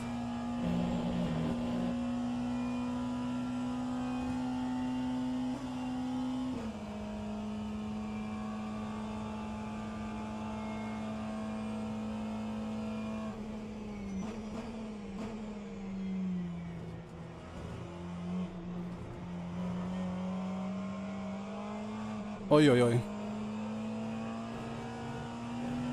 Yep, flash him well.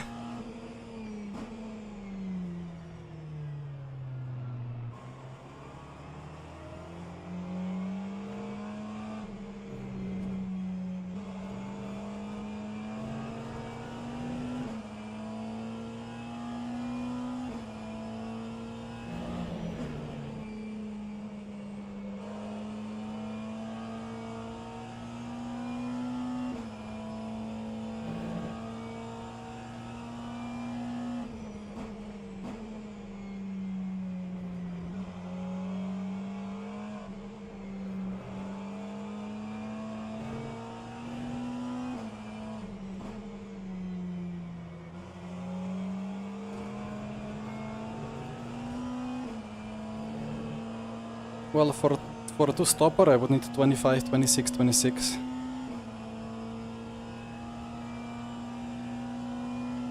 And now I'll be getting stuck. So I'll do what they don't do.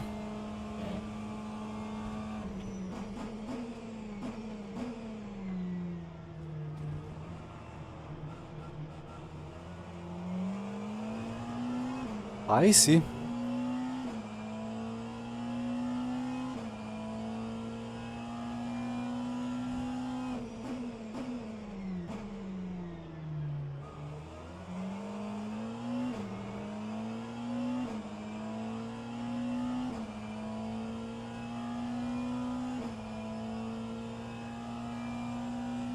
Oi oi oi oi.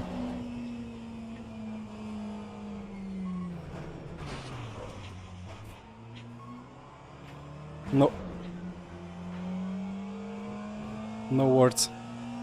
No words at all. I didn't know what to do. I started braking in a straight line. I thought for some time he's gonna slide left.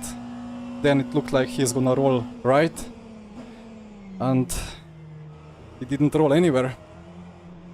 Then that LMP fell on my roof.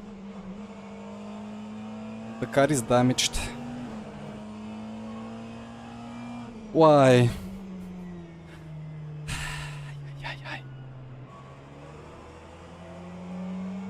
All because of that LMP2 did the stupidest thing. Like, he's gonna have problems now.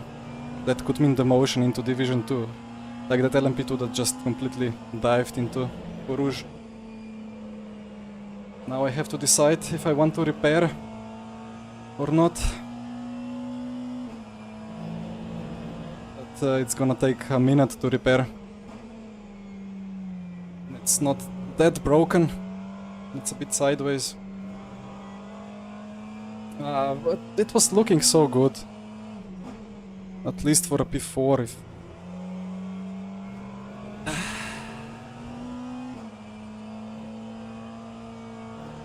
It looked like a couple of times he's gonna go left, like when that Porsche was rolling sideways. I just didn't know, like I wanted to decide to go left and then he rolled left. Then he was rolling right and I just broke and could not slow down. Anyway, one more lap to go to decide what I want to do.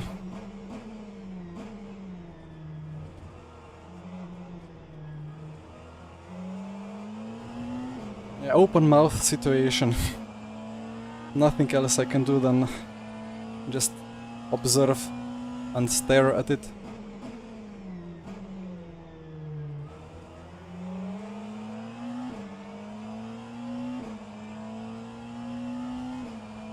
I'll see now on the straight. It's not too bent.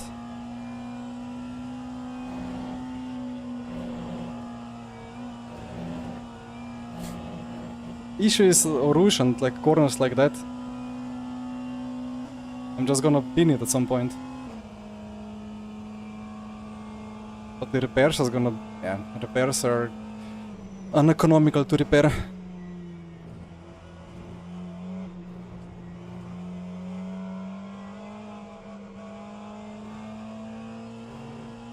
So what would I do if this was the actual race? Not a preseason test race? I think I would, with 2 hours to go, keep the damage.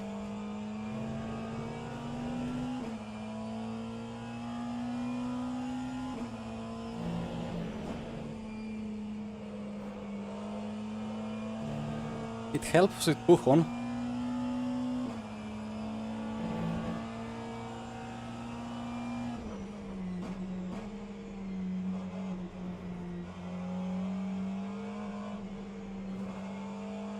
Overall, I think I'm just... How much time am I losing? Again, issue... well... Cannot make the corner if he dives me. The issue is suspension damage, that it just takes 600 seconds and so on. I guess I can try... repair all. Then if it's too much, I just keep it.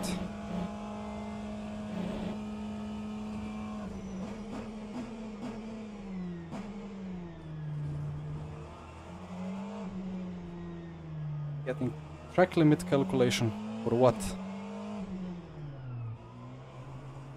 It's 80 kph.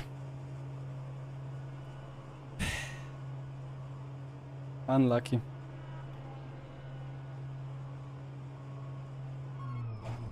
I was looking forward to see how the strategy pans out. Damage 101. So it's 77 minus 23, it's 50 something laps.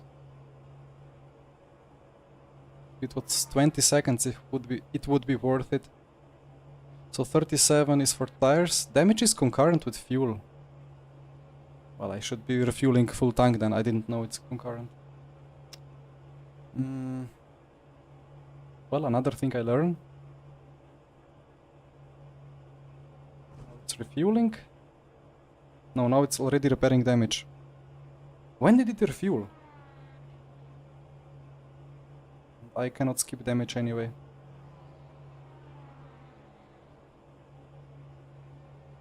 I'm just gonna let it repair because I'm just gonna crash. Like it was way too much on the edge. It is what it is. Now it offers me to skip it, but well, 35 extra seconds. I'm gonna take 35 extra seconds.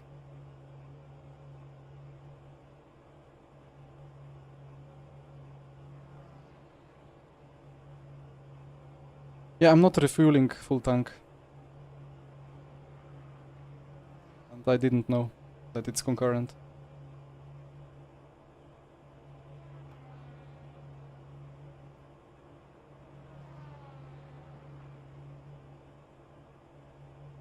Anyway, here we go.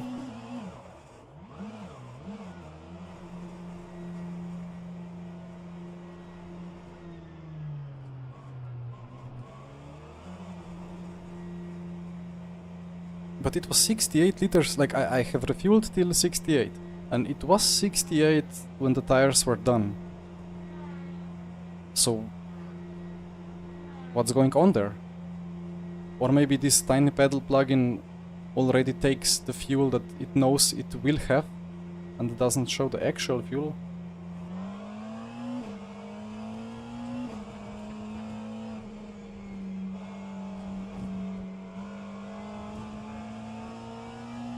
Either way, we are fixed. Car is going straight. We can still catch the cars ahead.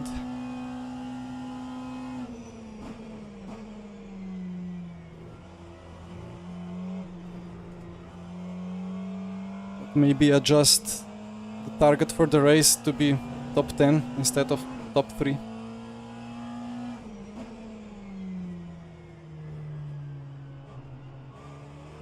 This mic is weird. If I bend it like in a weird way, it just shakes all the time, and then I can hear the feedback loop with it through the actual mic input.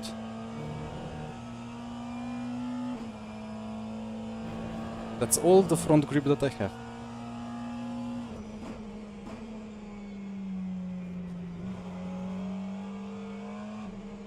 Anyway, I'm right on the target with the cuts. After 1 hour, I burned 1/3 of them.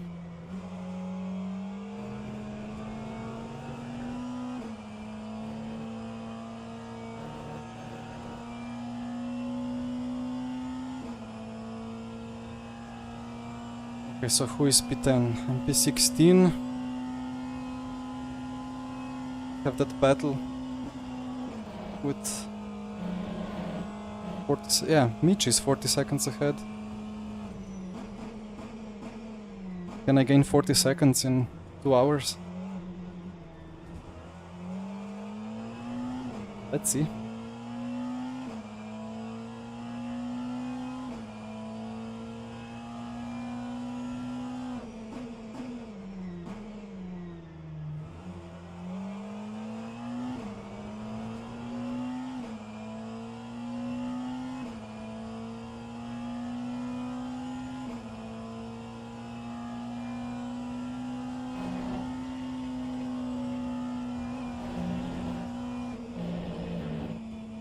Holy moly. That's gonna be a drive-through if I don't let him through. That's incredible. That's absolutely incredible.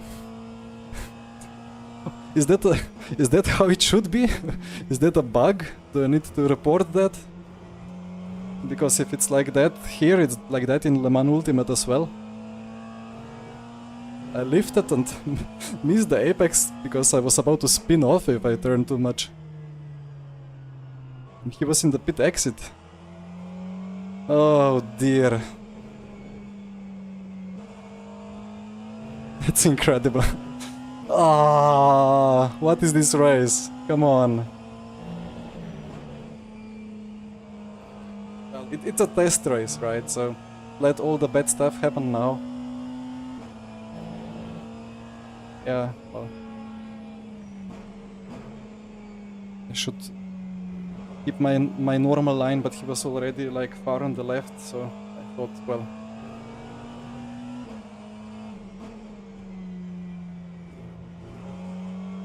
what is this? Around the outside, that's the velo, that's not a good idea for any of them. Hello, Marvin. Well, sim racing boys, I hope it works like that.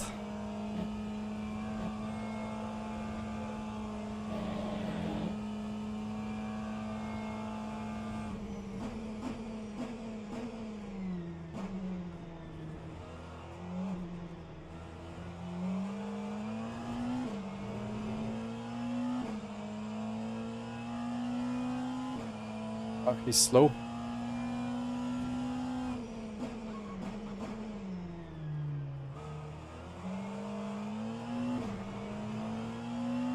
Is he on mix 1 or what? Maybe.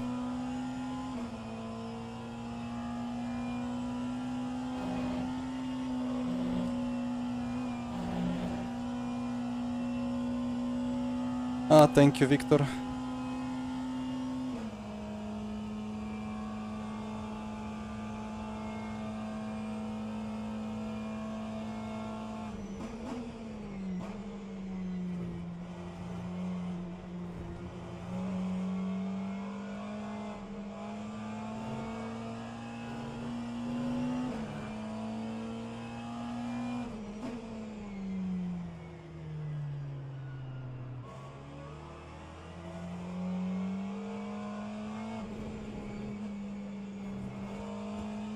And this mic keeps vibrating my ears. Okay.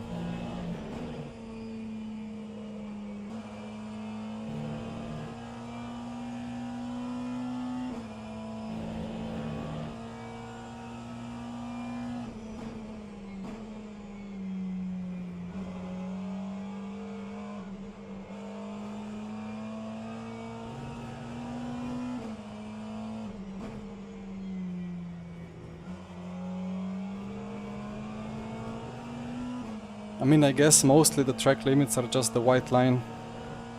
Solid, hard white line. Joao, well, LMP2 killed the GT ahead of me.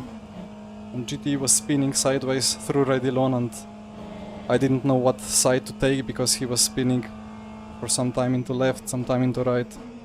And I went straight into him. And then an LMP2 landed on my roof. On fire.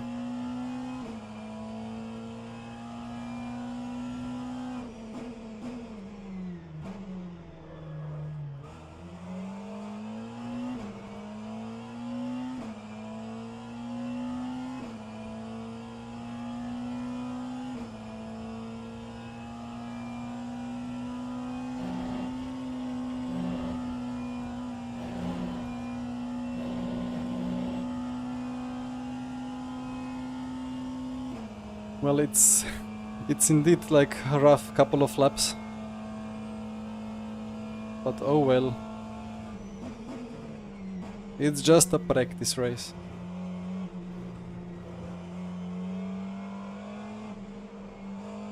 I can repeat that as much as I want, but in the end it's still a race, so... A race is a race.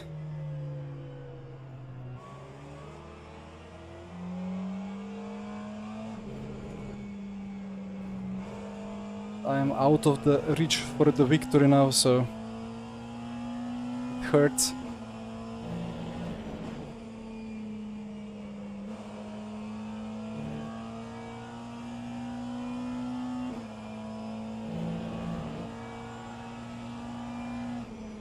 Yeah, we need to report a couple of those LMPs, because what they are doing, like, they don't understand.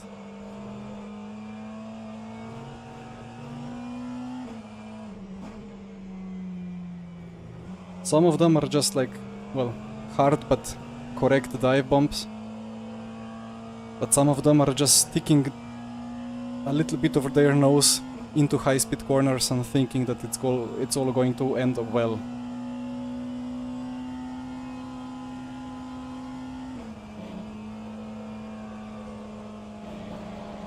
And then we have monumental Redilon crashes.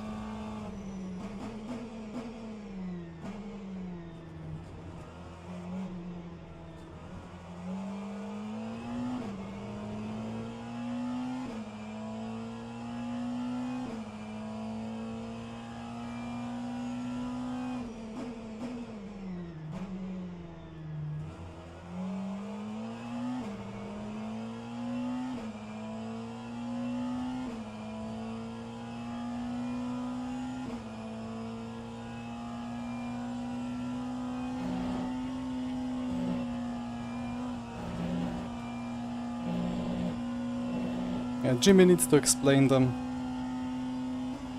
Like when the GT is already turning in, you cannot, like if you dive there, then that should be a penalty.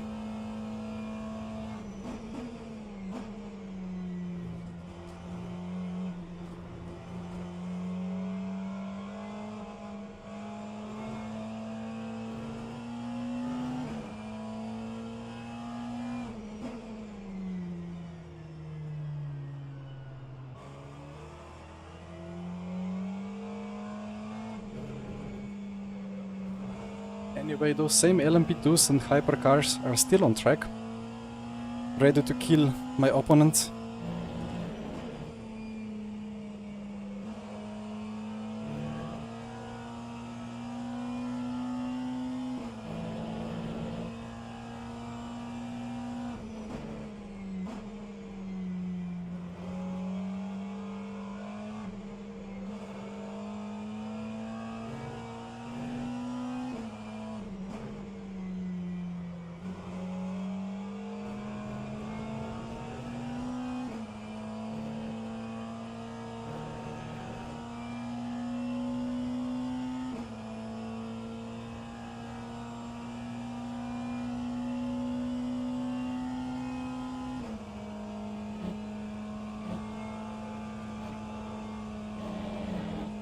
Well, about orange zones, I don't know, like, the concept is a bit weird.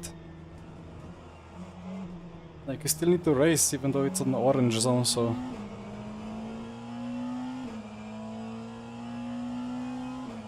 But yeah.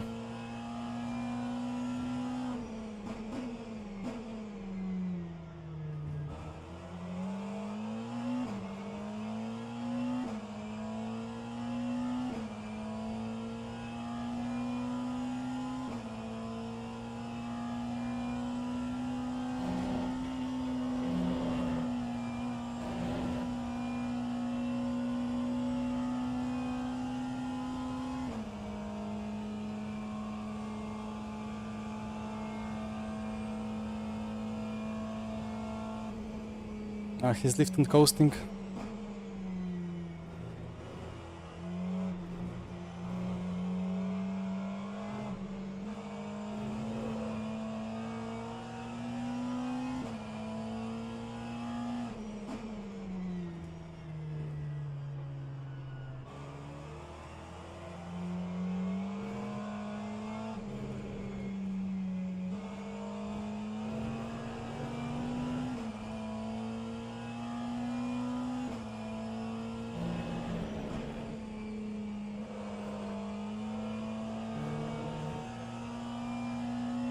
I think rarely anybody went for the fuel safe strat, to be honest.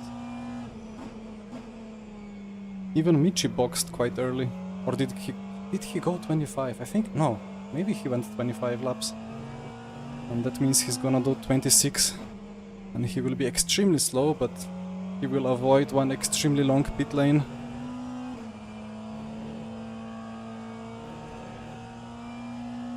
You are fuel saving, okay. Yeah, the Mclaren cannot fuel save.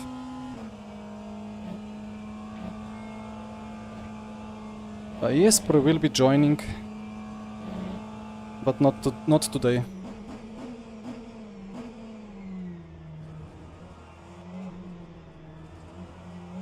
Today I'm the only one.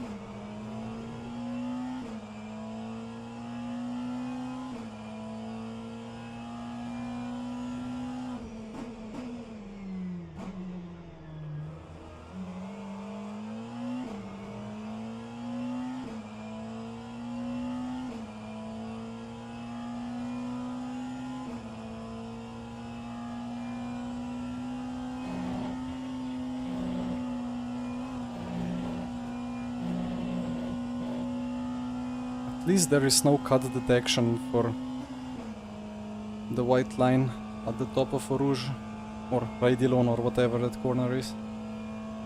So I can extend or like cut a little bit.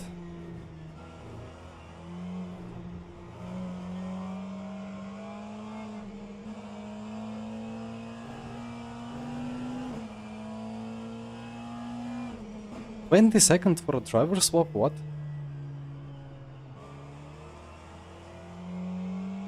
How does that happen?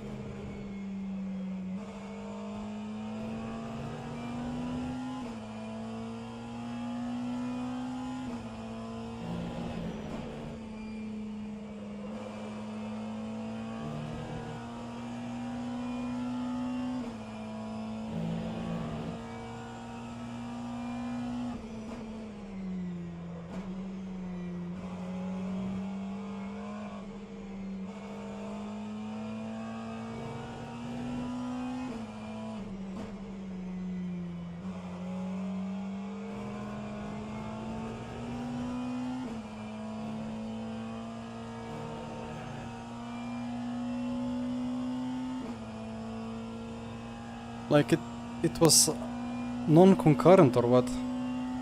Or just a bug?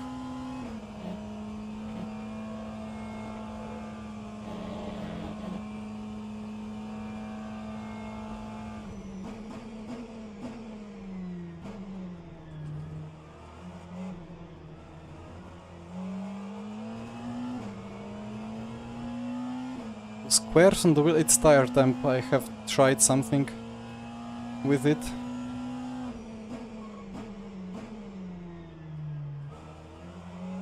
So like red is, I don't know, 90? Or no, I think red is 100 Celsius and then yellow is 110 or 115, but maybe I should increase it.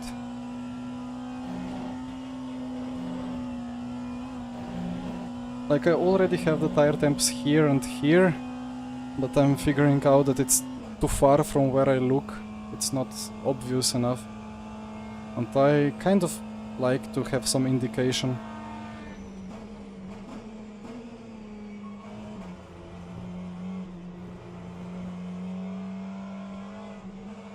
At least for now, when I'm still learning how to drive this car. So I can kind of link together what I feel and what is actually happening with the tire temps.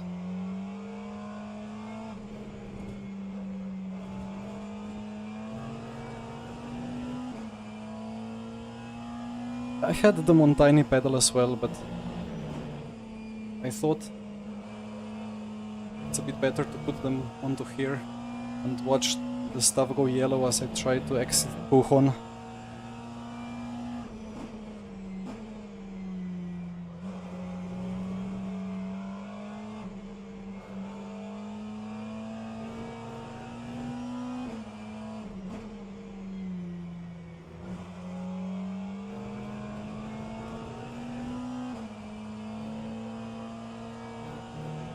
Like there was a lot of stuff on my dash, like in the car, and almost nothing on the steering wheel, so I thought I could put it on the steering wheel.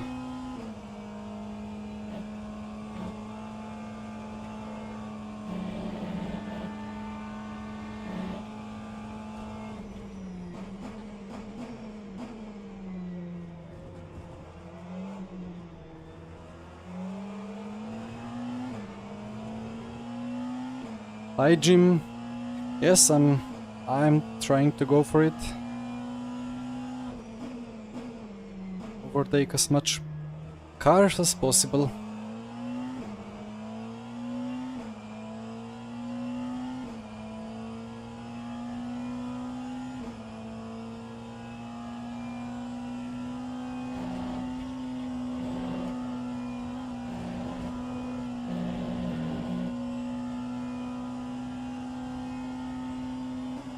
Slowly gaining on those cars that are 40 seconds ahead, but it's probably too far. I didn't see him early enough. These hypercars are... I need to recalibrate my brain because I'm not used to seeing the mirrors that much. And then the hypercar comes really fast and you need to be all the time ready to see him and adjust your entry.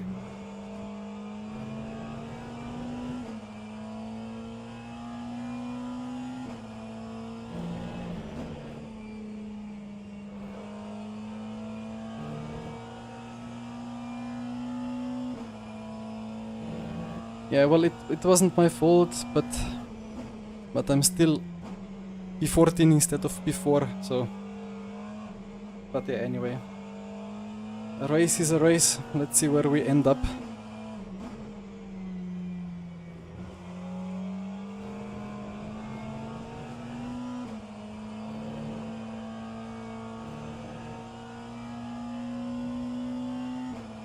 Up and down, actually, it's... there is low battery warning, right? So you just switch it around, like... You set the warning to be the main thing, like the warning is white, and when it's not a warning it's red. If you know what I mean. And then move the warning from like 10% to 90%-ish.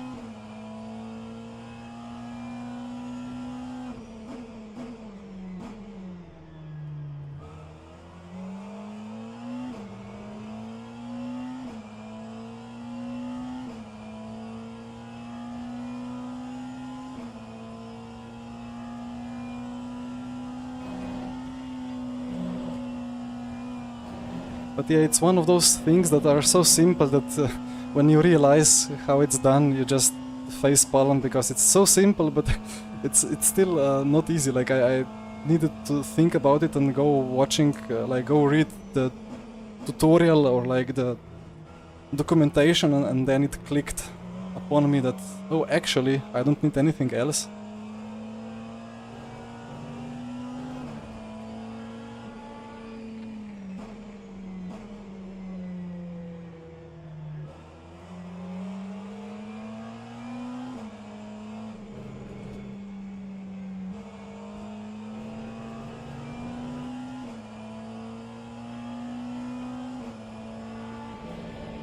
Well, that BMW is not particularly fast.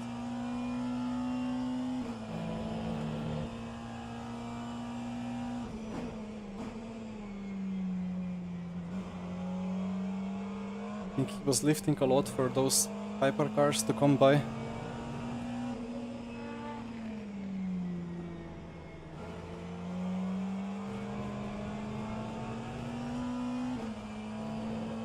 Well, people are quite willing to go around the outside there. I've never went I never went around the outside of Stavelo when I was a higher class car. I never dared to do it.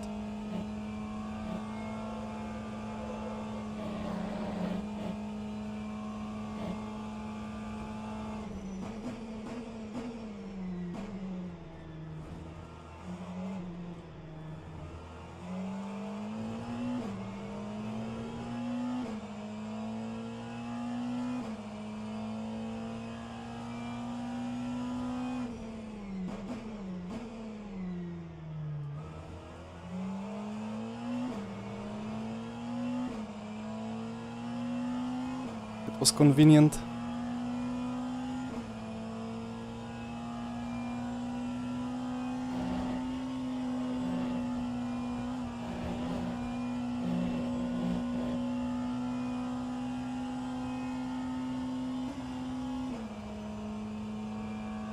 Hi Tom, this is R Factor 2.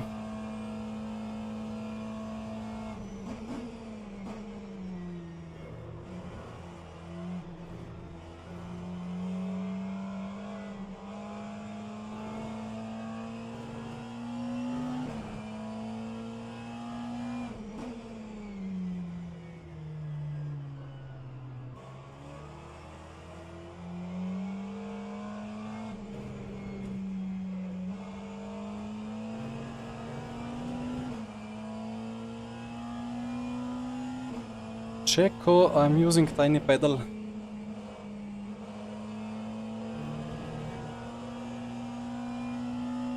Like if you search for tiny pedal R Factor 2, it pops out. I'm sliding the rear way too much.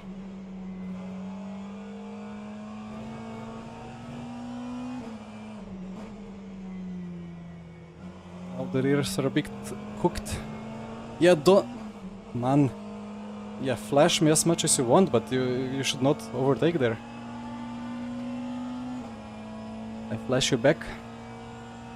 So we meet in a couple of laps in the same spot and crash. Ay ay ay.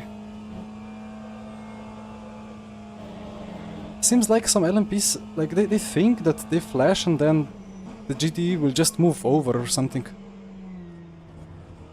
Felt like that to me, that he was trying to tell me move over. Which is not the correct mentality if you want to survive an endurance event.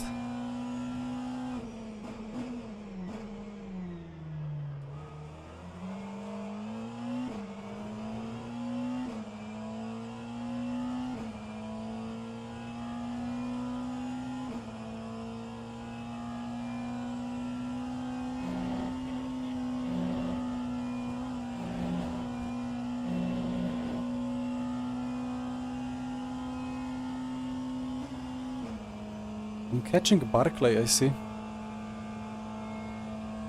Those gaps are shrinking. I might be the only one of them on less fuel.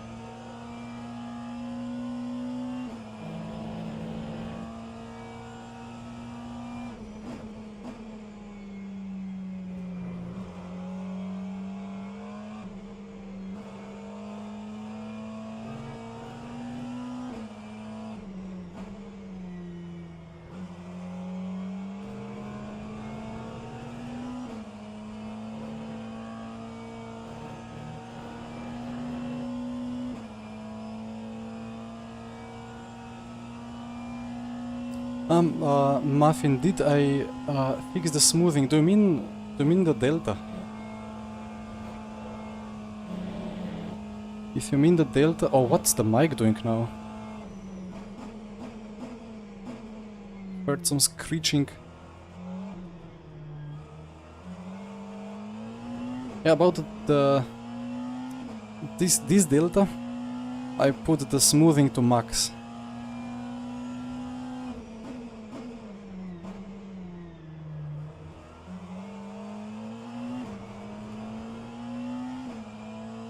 I think by default it was like 30 samples and I put it to 100 samples.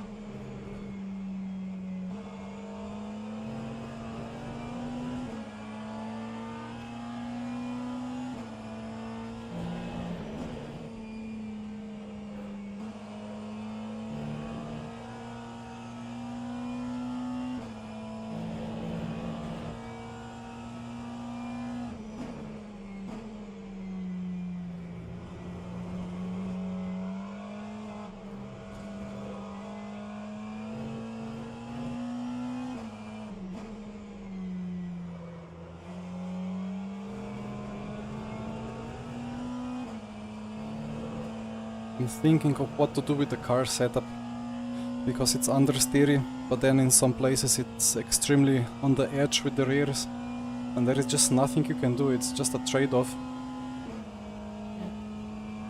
If you fix it in some corner, then it becomes undrivable in the other corners.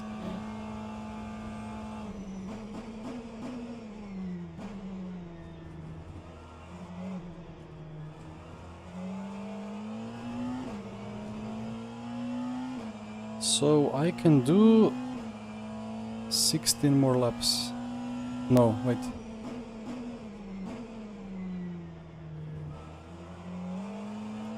I can go till lap 16, yeah. I'm still kind of getting used to what the tiny pedal shows me there in the fuel saving widget.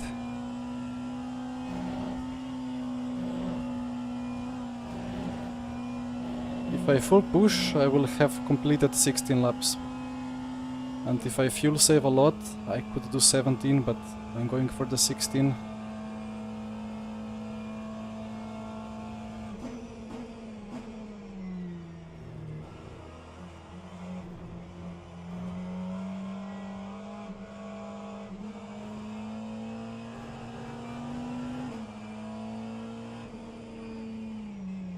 I'm adjusting the ABS a little bit on the go with the flappy pedals on the back.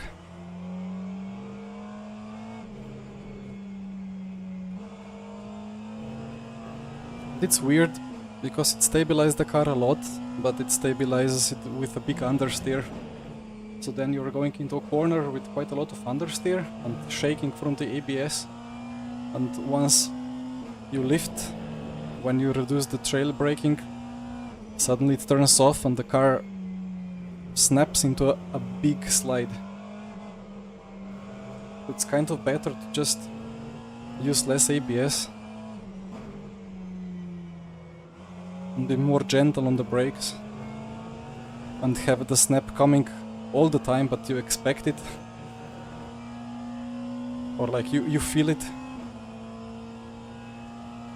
I think 11 is max.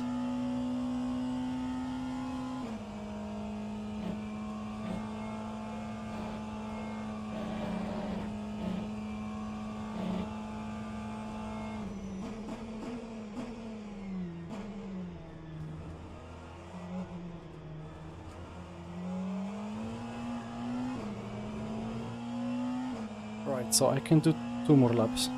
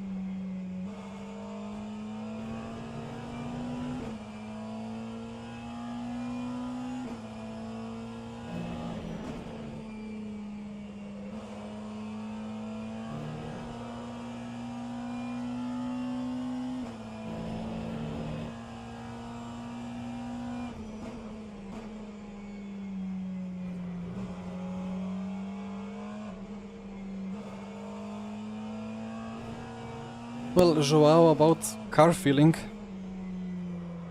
I think I just have to repeat what I said in the first stint. It feels like Porsche Cup. You need to use the rear rotation into corners and even out of corners a little bit because the front is not doing much.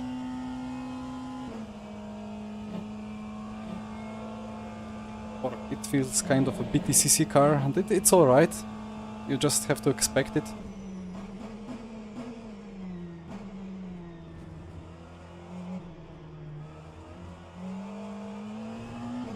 For sure a bit of a different challenge than one would expect, but oh well. I've never really driven this car in RF2 yet, so I like something different for a challenge.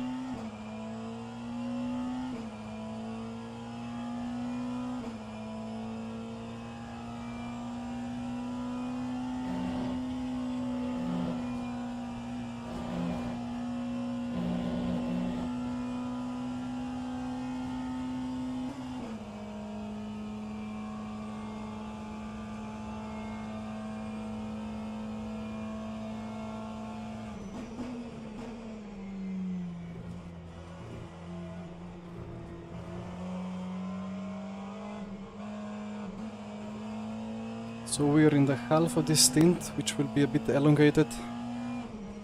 And I have destroyed the tires a little bit too much, but we will see how the cliff is in the end.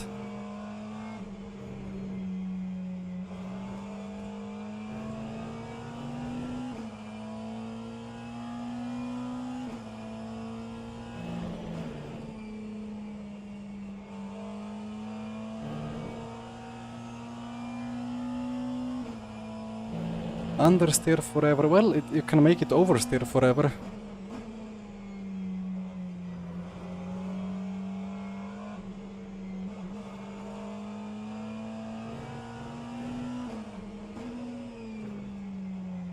It's just that the front is uncontrollable, like ride height wise. It just goes down like crazy, it goes up like crazy. Yeah. Hard to do anything with it.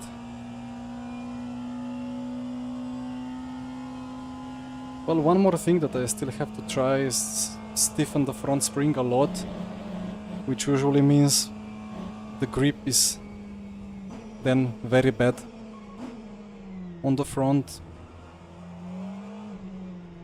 Might be worth it for the stability.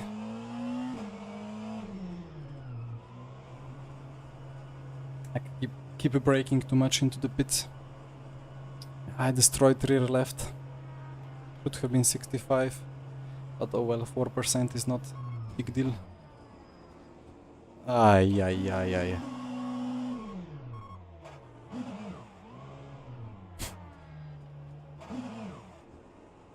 Come on. Ah, it didn't stop.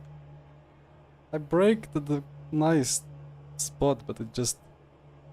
Nice tires. What is that? Well, there goes further 10 seconds. This is just more and more painful. All the time that I gained is now gone. I don't know what is going on. And then the shift protection didn't allow me to go into reverse. The shift protection on these cars, well, that's a thing that's completely broken.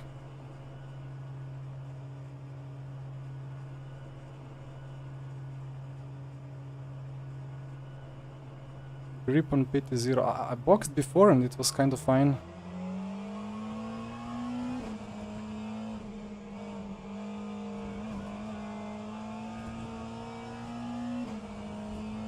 Anyway, where are we now?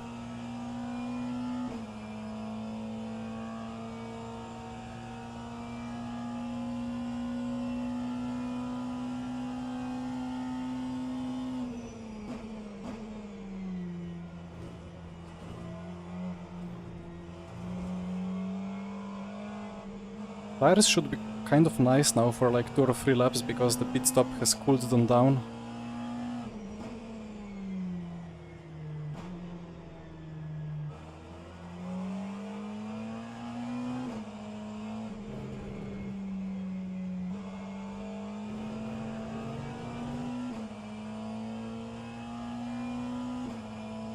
Yeah, slowly dying inside. Well, Jesper, I can use those same words to answer you. I go slowly dying inside. I mean, the race, Jesper, the race should have been quite nice. I should have been battling for top 4, maybe top 3 after qualifying P10. But then LMP2 killed the GT3. And I crashed into GT3, so I had damage and so on.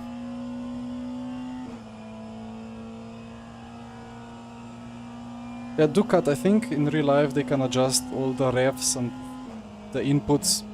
They can fine-tune it so that it activates when they want. Why is that a cut? I didn't cut.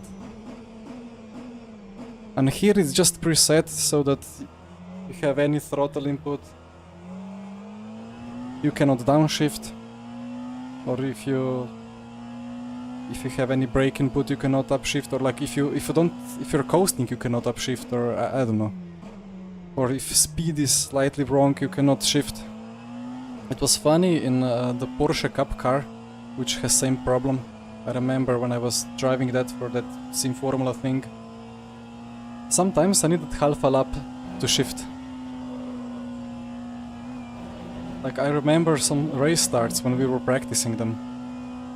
If in first gear I went too high in RPM, then I would be done. Then for half a lap I could not upshift or downshift, regardless of what I did with clutch and auto clutch, on revs and inputs, it just didn't shift.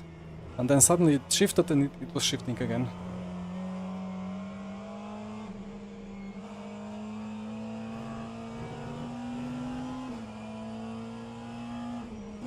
Sometimes I feel the same here, like yesterday I joined the practice server and I couldn't upshift, I couldn't downshift for some time. I was stuck in 5th gear coasting around.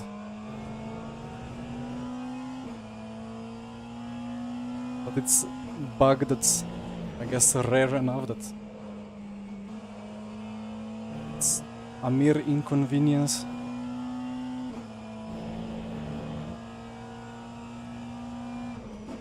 And somehow normally when you're racing then it's fine, but if you stop and go to neutral and back to first, then sometimes it gets completely broken.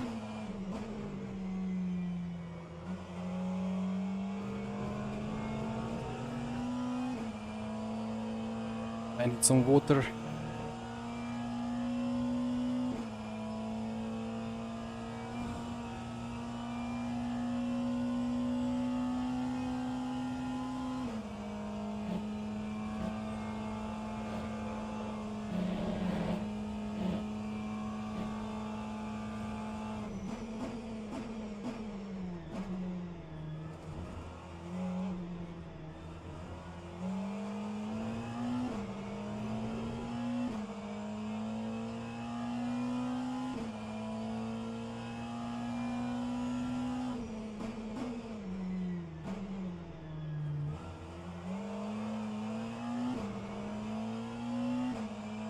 You parked on the inside, you parked on the side and removed the rim, and that fixed the problem?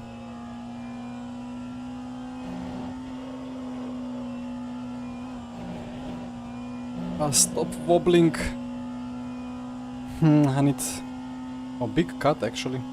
I need to work on that death wobble in the upcoming 2 weeks before the actual 8-hour race here.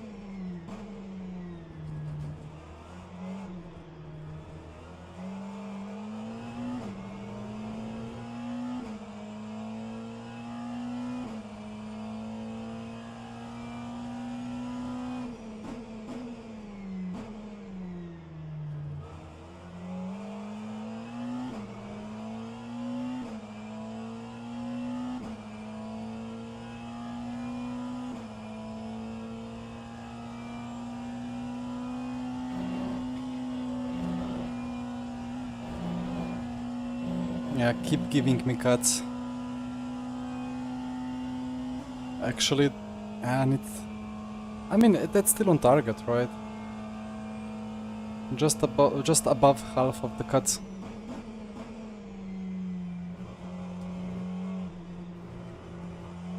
Just after half of the race.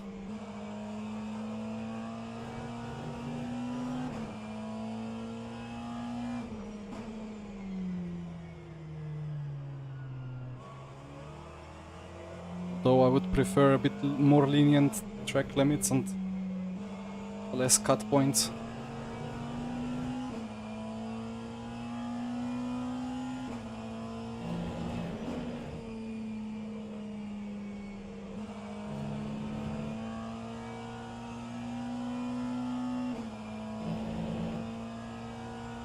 LMH don't get the cuts. Yeah, I was watching them in quali cutting a lot more than I cut and was wondering what's going on. And Daniela, yeah, okay. I mean, sometimes it feels like a hardware malfunction, but it can just be a bug, or vice versa.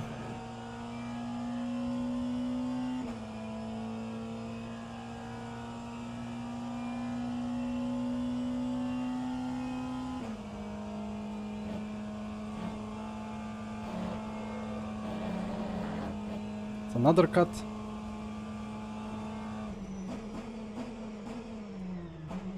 Now I really need to stop cutting.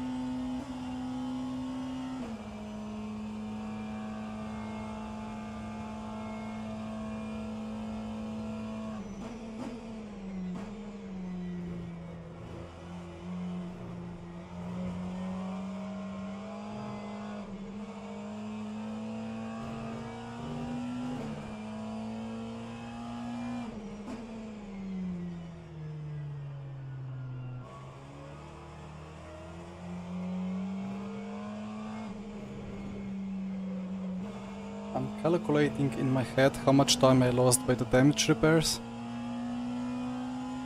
and by the actual crash.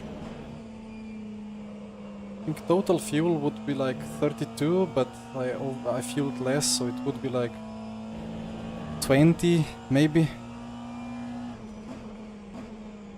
So that was 38 plus 20 is 58, but I was stationary for over a minute. 45 extra seconds for the repairs. And then I surely lost 5 seconds by that illegal pass bug on the pit exit. That's 50. I lost further 5 for the crash, 55. Let's say further 5 for my pit lane outbraking, that's 60. Which means that I would still be a minute behind the leader. Which confuses me.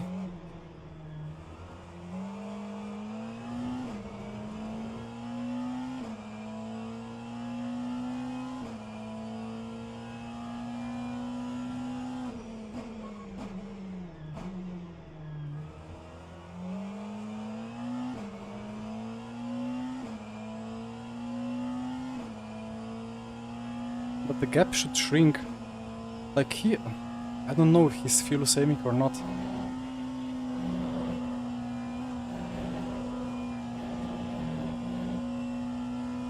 He's boxing now. So he needs to splash in the end.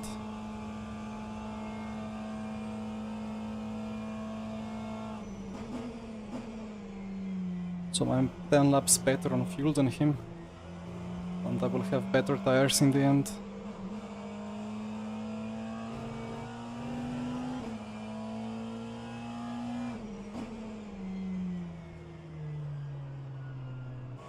that a bug or are they all boxing ahead?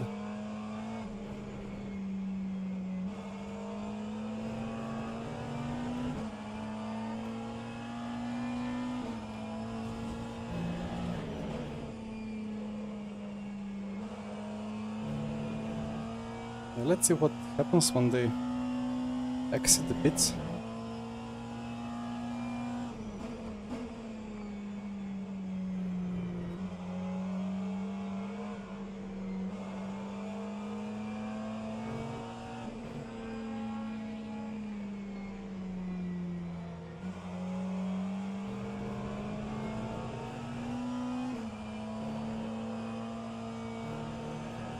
I think a full stop is minute and 35-ish.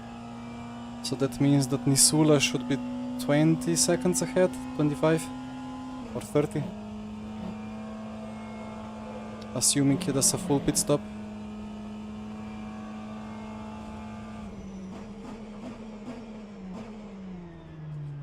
ABS, what are you doing? That was on 8.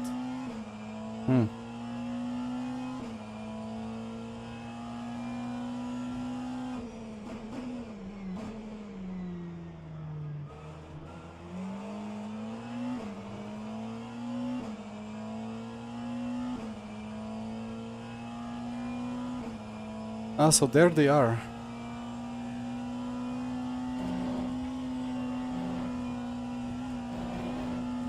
But they will have to box again. Some of those who are right ahead. Interesting.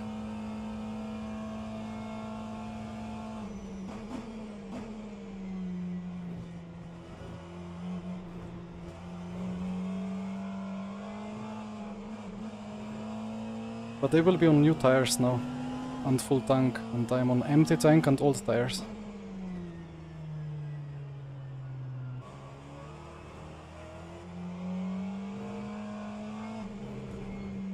Yes, they will have advantage for 3 laps, but then we should be kind of thereabout, pace-wise.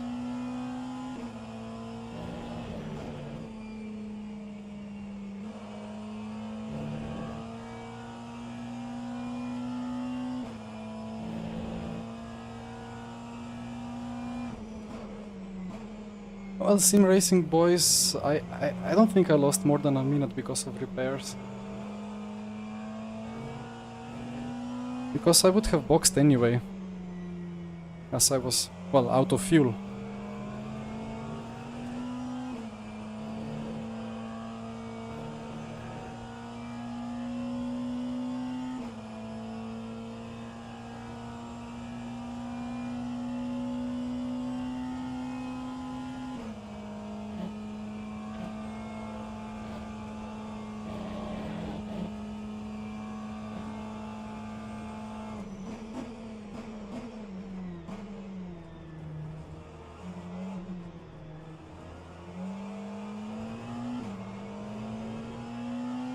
Yeah, I would say overall I lost 1 minute by everything that went wrong, maybe 65 seconds.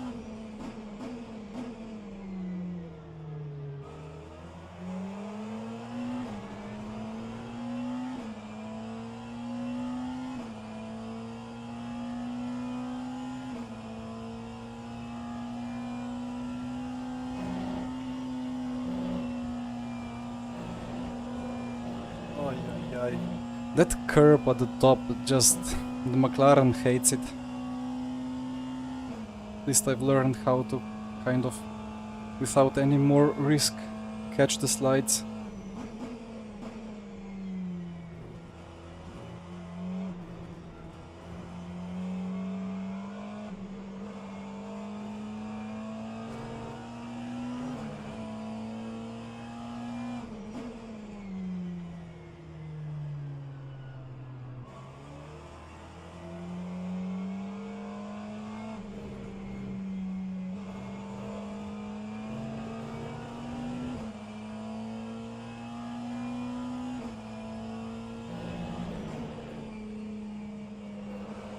I think full pit stop would be 70 plus seconds, like 71, 73.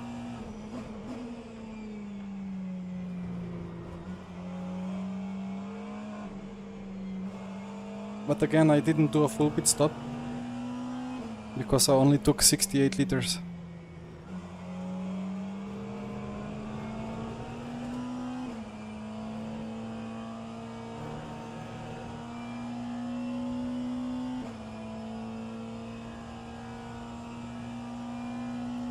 Joao, it's a rear wing 1. I mean, I guess everyone is on rear wing 1 except the Porsches. It's not a secret.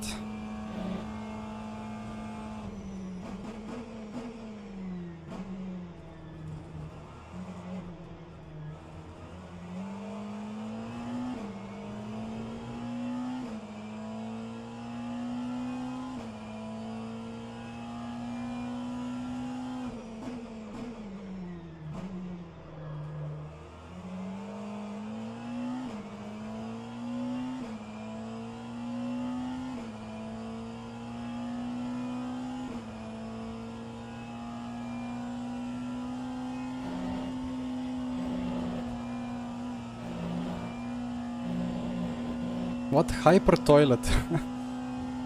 I haven't heard that word for the hypercars yet, but well, indeed.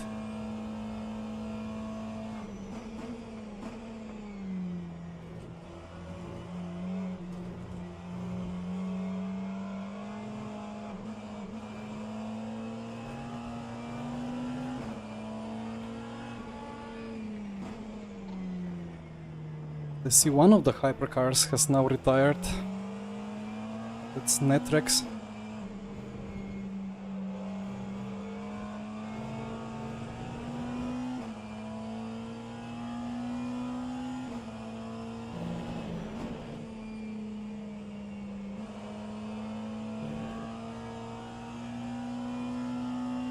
Actually, the car balance is really nice now, despite the old tires.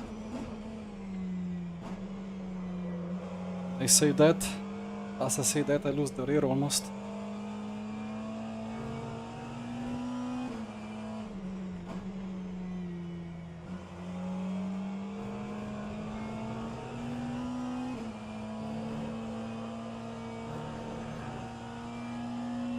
Michi was killed?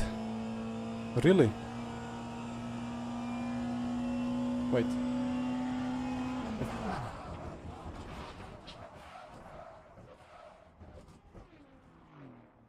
Am I dead?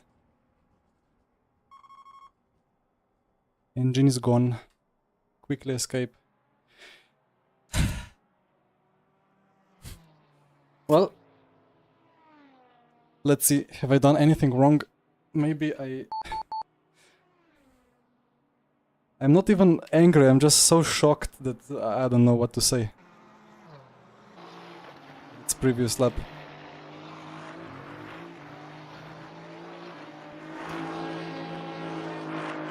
So, I was in the middle of the road, the gap was there. I maybe scared them a little bit.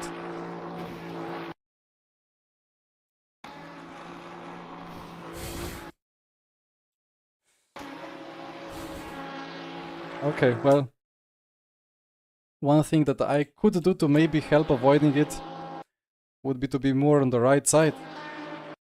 But how does this happen? Like, what even? Conveniently the name is hidden, but let's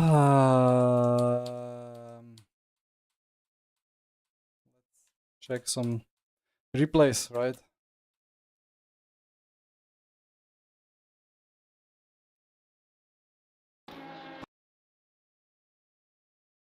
Mr. Yuha.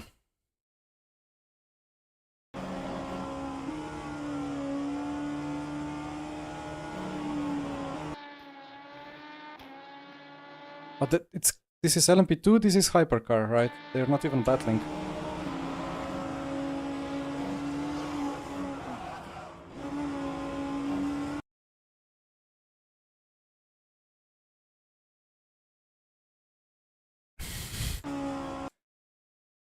what should I say?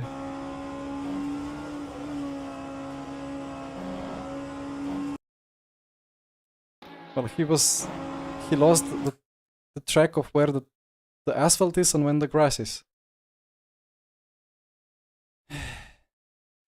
Yes, he felt like we need to do some farming simulator.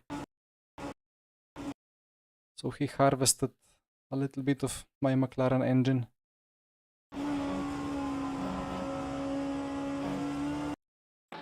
If I was more to the right side,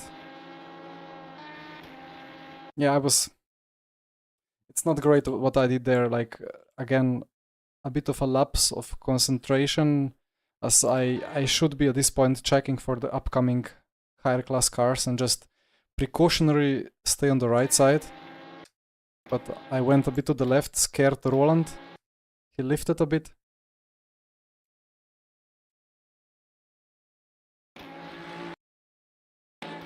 And then Juha failed to find the asphalt.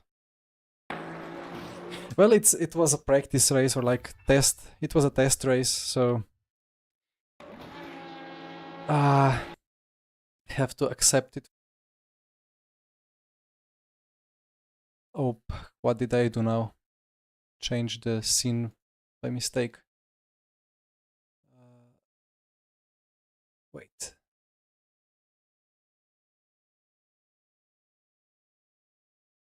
Yeah, thank you for the sub, but I cannot call out the name because again, I don't know where this stuff is. I need to figure out. I think it was on the stream, but it disappeared. Anyway. Big Parenta, yes. Let's then quickly check what happened with Michi.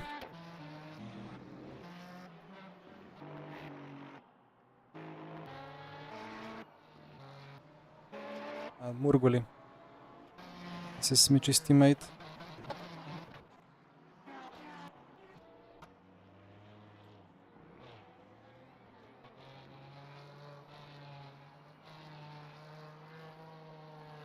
Yeah, there is a lot of damage on that car.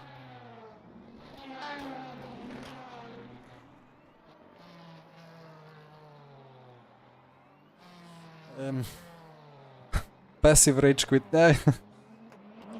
Good thinking, but no, I will receive the stream deck on Monday. I had enough of it, and I massively overspent. Oh. I want to like punch them through the monitor for that, even though it was not me being killed, but like how do you do that? Like, what is your problem?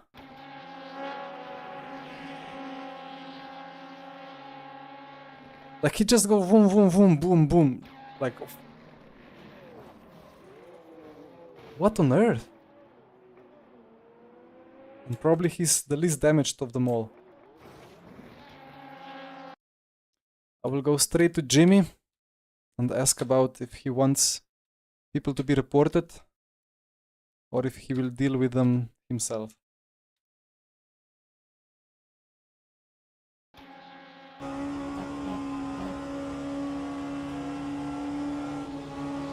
Yeah, even though like he was, the P12 was being lapped, but despite that, you don't just go into that gap. You don't. That's 100% crash. No way you are surviving this. No way. On a straight, maybe, but through a kink like this, no. Get Jimmy on phone. Yeah. Yeah, hello, Michi. At least you're alive. I'm not. Oh, yeah. What a race.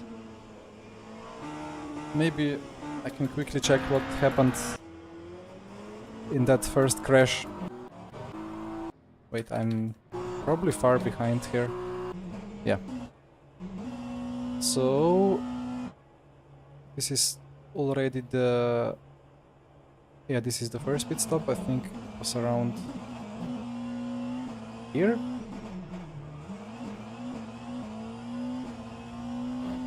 That's a random cut lap.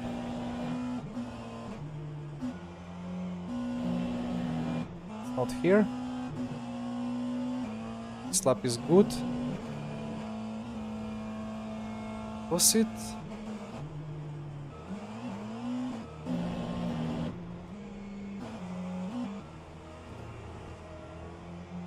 This one.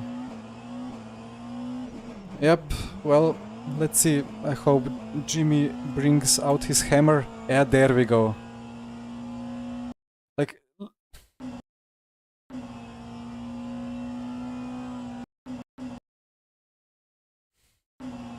Okay, let's first check what happens with me. Like, I see that car going, I lift here. I brake a bit. I see, okay, he's spinning to the left. I think, okay, I'm alive. Then I see he starts rotating to the right a bit. Then I say myself, oh, maybe I should go to left. But I realize I'm too late.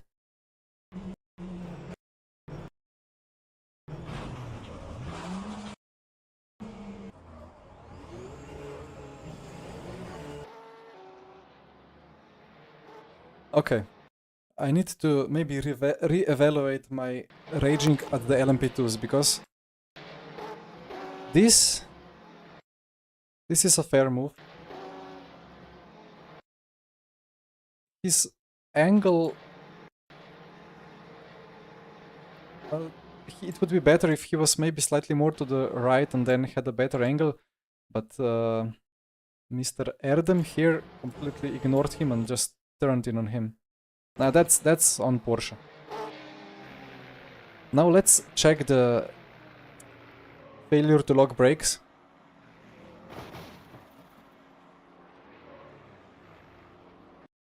He has no brake input.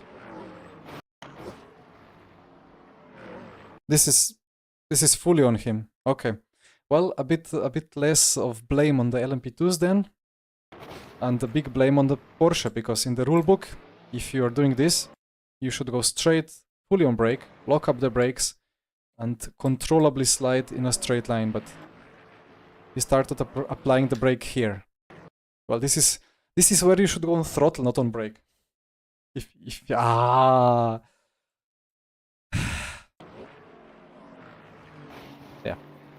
And then where is the LMP2? It was the hypercar. Let's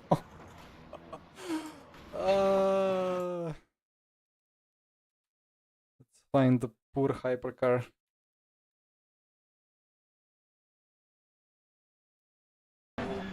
It was P2. Okay, he's seeing the car spin. He gets the yellow flag. He lifts a bit. If you have yellow flag and are here with a yellow, you should be expecting a crash after the crest.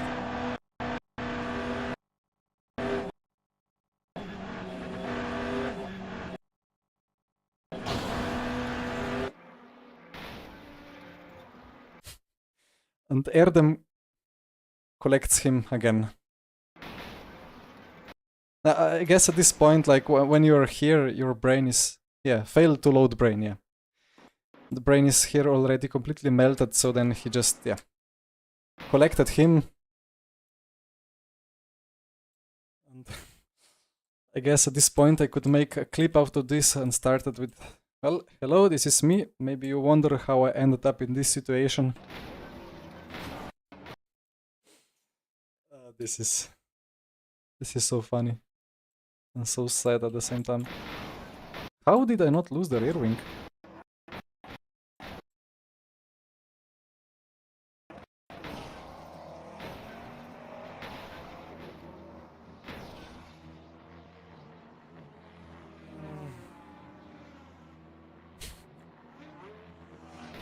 Another shot from him.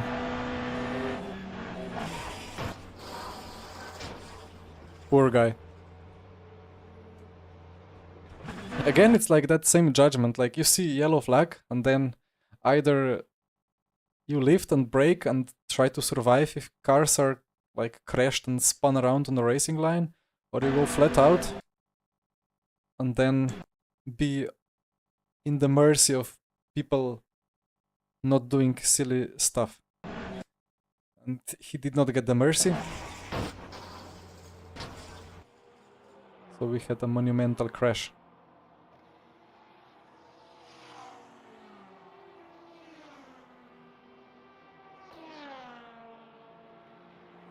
Well, it's been a test race. I learned quite some stuff.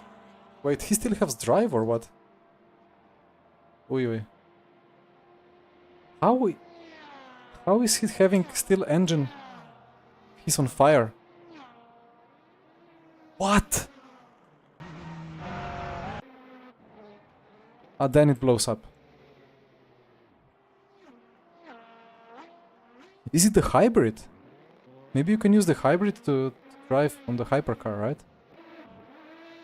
Yeah, at least I can watch F1 quali. And well,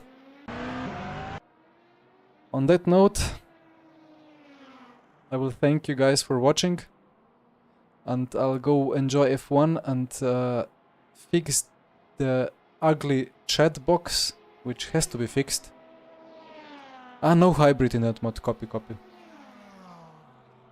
And I will see you tomorrow for Le Mans Ultimate, where I'll be attempting the 2.4 hour of Le Mans in the hopes that I don't get disconnected and stuff, because there will be testing stuff and there will be suppose a big grid and maybe server instability. Until then, thank you for the likes, thank you for the subs. Have a nice day, bye bye.